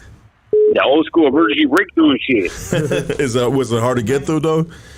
Yeah, dog. I just wanted to call them lines to you, man. The homeboy Shady boy from Monte, you know what I mean? That's right, my boy. I sent mine too, dog. You from the east side? Likewise, homie. Youngster, Eastside Colton. Eastside Colton. That's why I was busting with your homeboy Stalker. Yeah. It's my primo, dog. I think you were busting reception with my brother Spooky. Yeah. I was busting her. Yeah, I was in Tatchby reception in 2010 with a few. Yeah, it's my carnal, Spooky, dog. Oh, that's right. I sent mine, dog. Stalker was the boy too. Yeah, my primo Joe. Yeah. That was the boy right there. He was my next door neighbor. Oh, that's right. Well, shit, I just called to send my man. Keep doing your thing, dog. You know what I mean? I sent mine right back, my boy. Absolutely. And love to everybody right there. The hood boss, team, man. You know what I mean? Thank you, brother. You've been supporting for a long time, brother, and we appreciate you, dog. Youngster, Eastside Colton, baby. Everybody give it to the homie right here. That's right. Yeah. Well, next one, call, dog. Hey, you're on Hood Stocks. Talk to us. What's up, Shady? What's up? It's Megan. Oh, what's up, Meg? Hey, I just want to say, fool, I'm so fucking proud of you, dog. You came a long fucking way. You know? I appreciate that. I fucking, you know, I seen you go through hell and back. Yeah. You know, when I was on the streets over there at the M2. Yeah. And you fucking came a long fucking way, dog, and I'm fucking proud of you. That's right, homegirl. I appreciate you, Maze. Yeah, you're welcome, you know. Voice too. She can sing too, dog. I send my love, though, Maze. Sing? Yeah, she's sing hard. Sing us something real quick. Sing us something. I'm in the hospital. Okay, no, don't sing it right now. He said no. Yeah. Next time, girl, check it out. Come holler at your boy. Holler at Shady. Connect it up, and if we can support you, we support you right here. If you're still pursuing a singing career. I'm going to chop it up with you, though, Megs. I appreciate you, though. Yeah, you're welcome. Before it's so hard to get through, it's been calling like 100 times. That's how you made it through, though. They blowing up for you, bro. Yeah, for real. Okay. All right, Shady, take care. All right, I'll hit you. Hey, you're on Hood Stocks. Talk to us. Yeah, hello, how you doing? Hood Stocks Lucky. Yes, sir. Yeah, so I had an opinion about this whole podcast Blue Devil situation. No, this has got nothing to do with Blue Devil situation. This is with Shady Boy interview, bro. This has got nothing to do with Blue Devil, bro. So you this is Shady Boy, the Chicano rapper? Yeah. Bro, check it out. Next phone caller, dog. Get the fuck out of here, dog. You stupid ass fool, dog. Put the pokey down. Hey, you're on Hood Stocks. Talk to us. Hey, just want to say shout out to Shady Boy. My family is really close to him. And I'm kind of slow. Thank you. Who's this? Ruby's daughter, Monte. Oh, what's cracking? All right, I sent mine. I'm proud of your growth. I watch your stuff all the time. And I'm glad to see you and hear your story. Thank you. I appreciate it. I send my love. Okay, bye. All right. She sounded like she was in the shower. Hey, I want to say this. This is a good book, guys. I just popped this book, and I've been listening to the audio version of it right here. I swear to God, guys, this is the mindset that I'm in right now. I really want you guys to get this book on Amazon or wherever you can get it. It's called The Power of Your Subconscious Mind by Joseph Murphy. The Power of Your Subconscious Mind by Joseph Murphy. Dude, this book right here, and you know what? I bought the book, and it's just like really like fine print. So you may I'll save you some money and just go on YouTube, look it up. And this book is helping me tremendously right now with my conscious, right? You know, which is connected to the subconscious, which I believe God gave us the subconscious. You know what I mean? It's our chip, you know, because I don't want to get into too much, but I'll just say it like this. Check the book out. Next phone call right here. Hey, apologize. I wanted to plug that book, though. I'm gonna speak real quick. I'll just say something that I learned also is that when you get a thought, your thoughts, your conscious thoughts become your subconscious, and your subconscious become your actions. This is what this book talks about, dog. Yeah. You know what I mean? So you got to talk. Your conscious is us, right? Our being. Our subconscious is what. You know, keeps you. It's the pitch you got to give to your subconscious to tell who you are. But if you're saying, hey, you know what, fuck, dog, I'm broke, I can't afford that right now. You know, and then your subconscious is going to tell you, well, like, you know what, yeah, you broke, fool, you can't afford that. But if your conscious is telling your subconscious, hey, you know what, I can't afford that. And you may not have $1 in your pocket, but now you're projecting that to I believe the part of what God gave you is your subconscious. Because when you're asleep, bro, your conscious is asleep, and now your subconscious takes over. And what does the subconscious help you do? It helps you breathe. It reminds you to breathe, bro. Yeah, you know what I mean? All that shit, yeah, it reminds you to breathe. It lets the hairs on your face grow, bro. I mean, yeah, a lot of different things, but I'm telling you, the book that I just told you guys right now, oh my God, dog, you know what I mean? I'm on another realm right now with this shit, dog, because, you know, in order to evolve in this life, you got to figure out what the fuck is up here and shit, you know what I mean? When we were first born, we had the reptilia fucking brain and shit, you know what I mean? And the reptilia brain told you to suck on that titty, because if you didn't suck on that titty or that fucking bottle, however you were, you know what I mean, then you weren't going to survive, you know what I mean? I mean, there's so many levels to educating yourself to understand who the fuck we are, and there's people that have fucking studied this for a million fucking years, and I believe that, damn, some of these books are old, bro. They've been figuring this shit out for a long fucking time, and salute to them motherfuckers, dog. Yeah. You know what I mean? To give us these books to help us grow, and I promise you guys, if you guys start reading fucking books, bro, you will fucking grow, dog. I mean, it's been helping me. I've been heavily reading this year. Next phone call. Sorry, guys. Good. I'm sorry, bro. I'm on some other shit. I'm on some other shit right now, dog. Greatness. You're on Hoodstocks. Talk to us. Hey, what's up, Lucky? And what's up to everybody on Hoodstocks? How you guys doing? All right. What's up, Shady Boy? It's me, Sneeze. So, I mean, it's good to see you, bro. What's up, fool? I can tell by your voice. What's cracking? Hey, just to let you know, though, you know, it's good to see you. It's good. I've been seeing you a few lives, but it's been hard to get a call in and just tell you what's up, bro. Yeah, it's been a long time. You know what I mean? But send my love, though, fool. I got a love for you, bro. You know what I mean? All the homies too, dog. You know what I mean? We always had love and respect for you, dog. And you always bring up, and like how Lucky said, bro. And that's a good. Always take that as a good thing. Having your mind, at least you always have that music option, bro. And it doesn't have to be negative. You got stories to tell, bro. And you can flip it a certain way. And you know how it is, bro. You've been in the game for so long, bro. And you've been different labels and be doing your thing, homie. Con todo respeto. Likewise, homie. And I'm grateful for when you do it for your kids too, dog. And that's a blessing, homie. And that's what's making you a man, dog. And at the same day, it's like keep doing what you're doing, bro. Keep it positive going, keep the energy going, and much love from you and your family and Hoodstocks and what they're doing and getting you on the platform, dog. Cause you're a good homie, dog, and you got a lot to say and you know how to speak it, bro. That's right, boy. I appreciate you, Sneaks. I send my love, full blast. Well, hey, cuando quieras, bro, I still stay in the same spot, homie. You're always welcome, dog. All right. Simon. All right, homie. Say less. That old take care, man. That old busted down shed, homie. They ain't got any TV. No. I love you, baby. Next phone call. Hoodstocks, talk to us. Next, you good with a couple more phone calls, brother? Yeah. Okay, they blowing the fuck up. They want to holler at you. Hey, you got Shady Boy, baby. Let's go. What's cracking? Shady Boys, Veneno, dog, calling from Santana. What's up? What's up, Lutz? What up, baby? What's up? Hey, yep, much love, homie. Hey, Ken, I think someone's taking your tires, dog. Think I'm gonna go check on him, homie.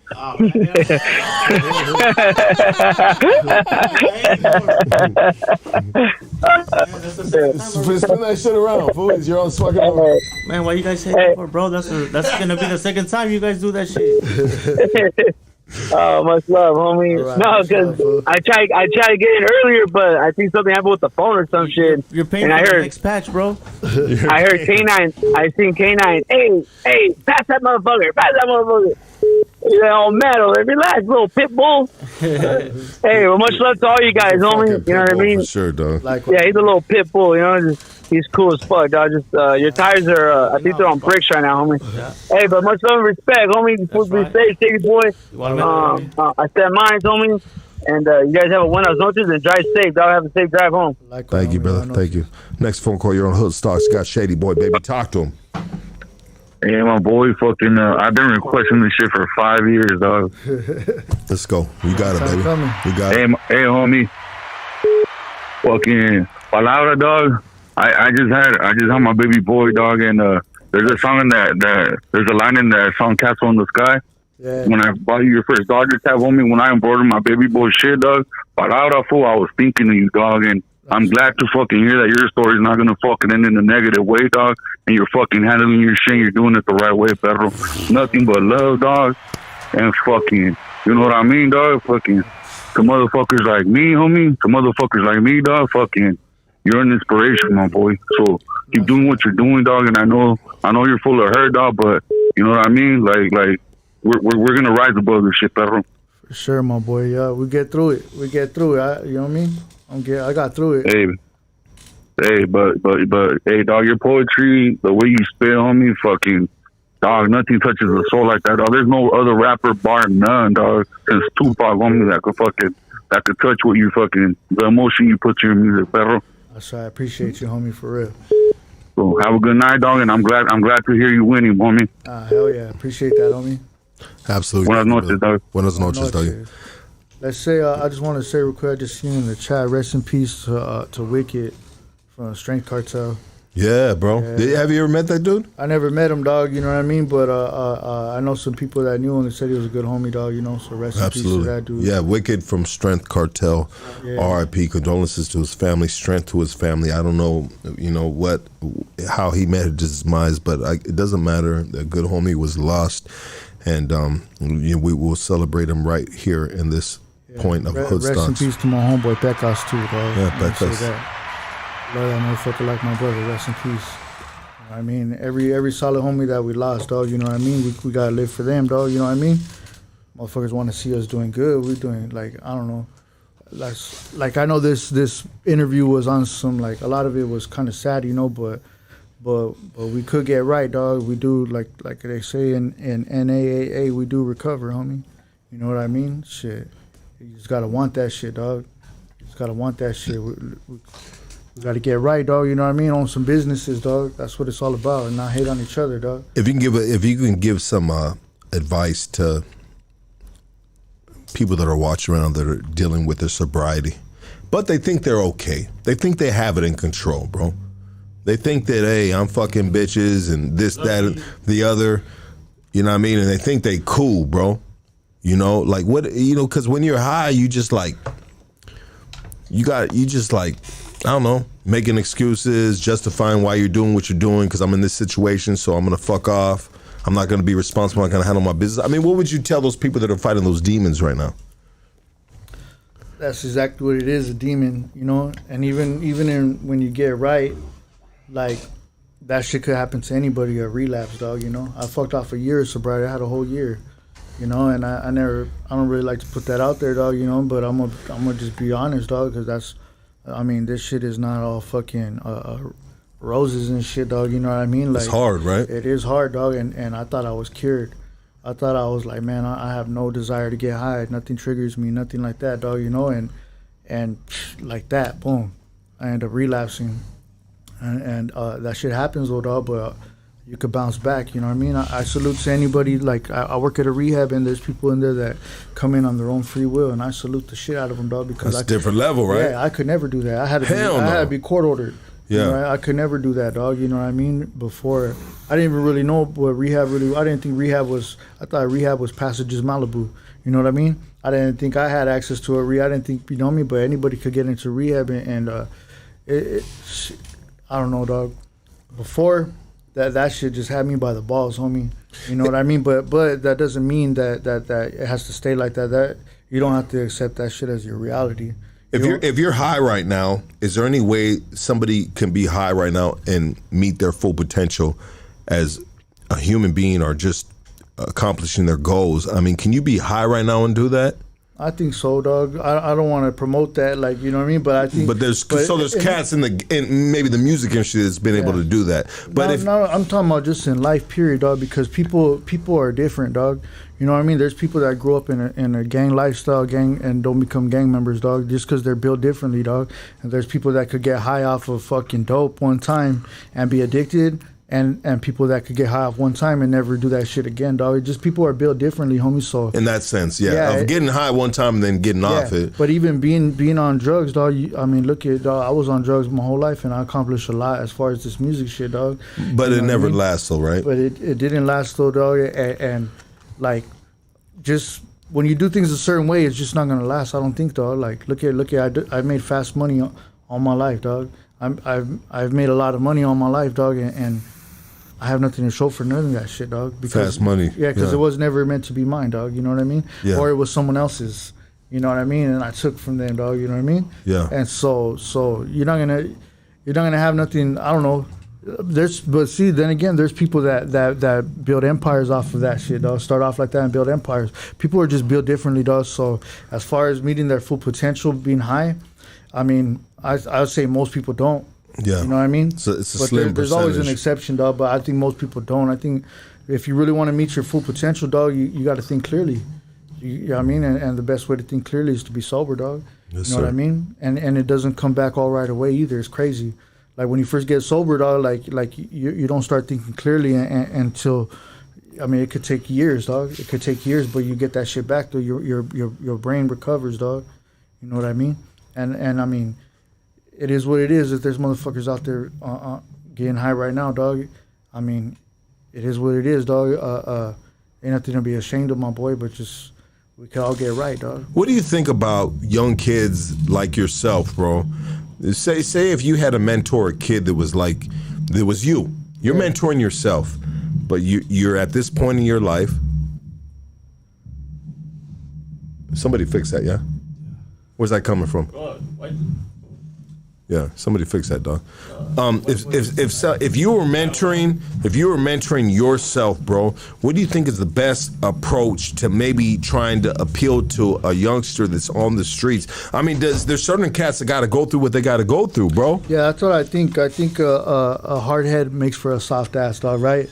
So, honestly, I had a gang of people try to steer me in a different direction, and it's just I wasn't. If that's what you want to experience, dog, then I mean, everyone has the right to experience whatever they want, dog. You know, so that's what I wanted to experience. Nobody could tell me nothing, you know, and I don't feel like I could tell nobody nothing, you know. But all I could do is just lead by example, you know what I mean. But I would just say like I don't know, if I could go back, I never would have did drugs. Fuck that, dog. Fuck that. I mean, characters like a photograph, dog. It develops in a dark place, dog. You know what I mean? And so all this shit developed character, homie. You know what I mean? It made me who I am.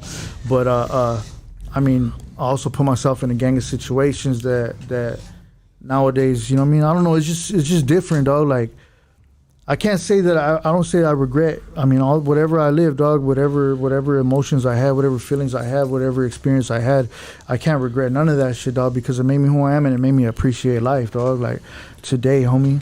You know what I'm saying? But I would just say, like, drugs ain't the route, dog. You ever thought about maybe lasering some tattoos off your face? I've already gone over one, but they're not gang tattoos. I would never take off no gang tattoos. And one thing I'll say, like, there was this one dude at Homeboys, because they laser off your tattoos for free. You know what I mean? So I went to go get my cousin went to get a tattoo lasered off, and when he did it, I said, "Fuck it, I'm gonna do it just out of fucking." You know what I mean? That's, my cousin did it. Fuck it, I'll do it with him. And it was a name on my face. You know what I mean? It was a girl's name. I remember the dude was saying like, "I need a gang tattoo." Like, nah, I'm not. I'm cool, bro. I'd have been like, "That's a gang tattoo." Yeah, that bitch ain't no joke. Yeah, I was like, "Nah, I'm cool. I'm cool off that, bro. I'll just get this name." And he's like, "Oh, we don't do ex-girlfriends' names. We just do gang tattoos. I need a gang tattoo." But at the end of the day, like I said, bro, like I'm trying to change my life, but in no way, shape, or form is me changing my life saying fuck the hood. And I feel like if I were to get a gang tattoo removed, I would be saying that's like whacking out my hood, and in no way, shape, or form am I ever gonna do that. You know what I mean? Hey. So if motherfuckers hit me up to this day, I'm Shady Boy from EMF, dog. I'm always gonna be Shady Boy from EMF. But I just want better for myself, and I know my homies want better for me. I want better for the homeboys, dog.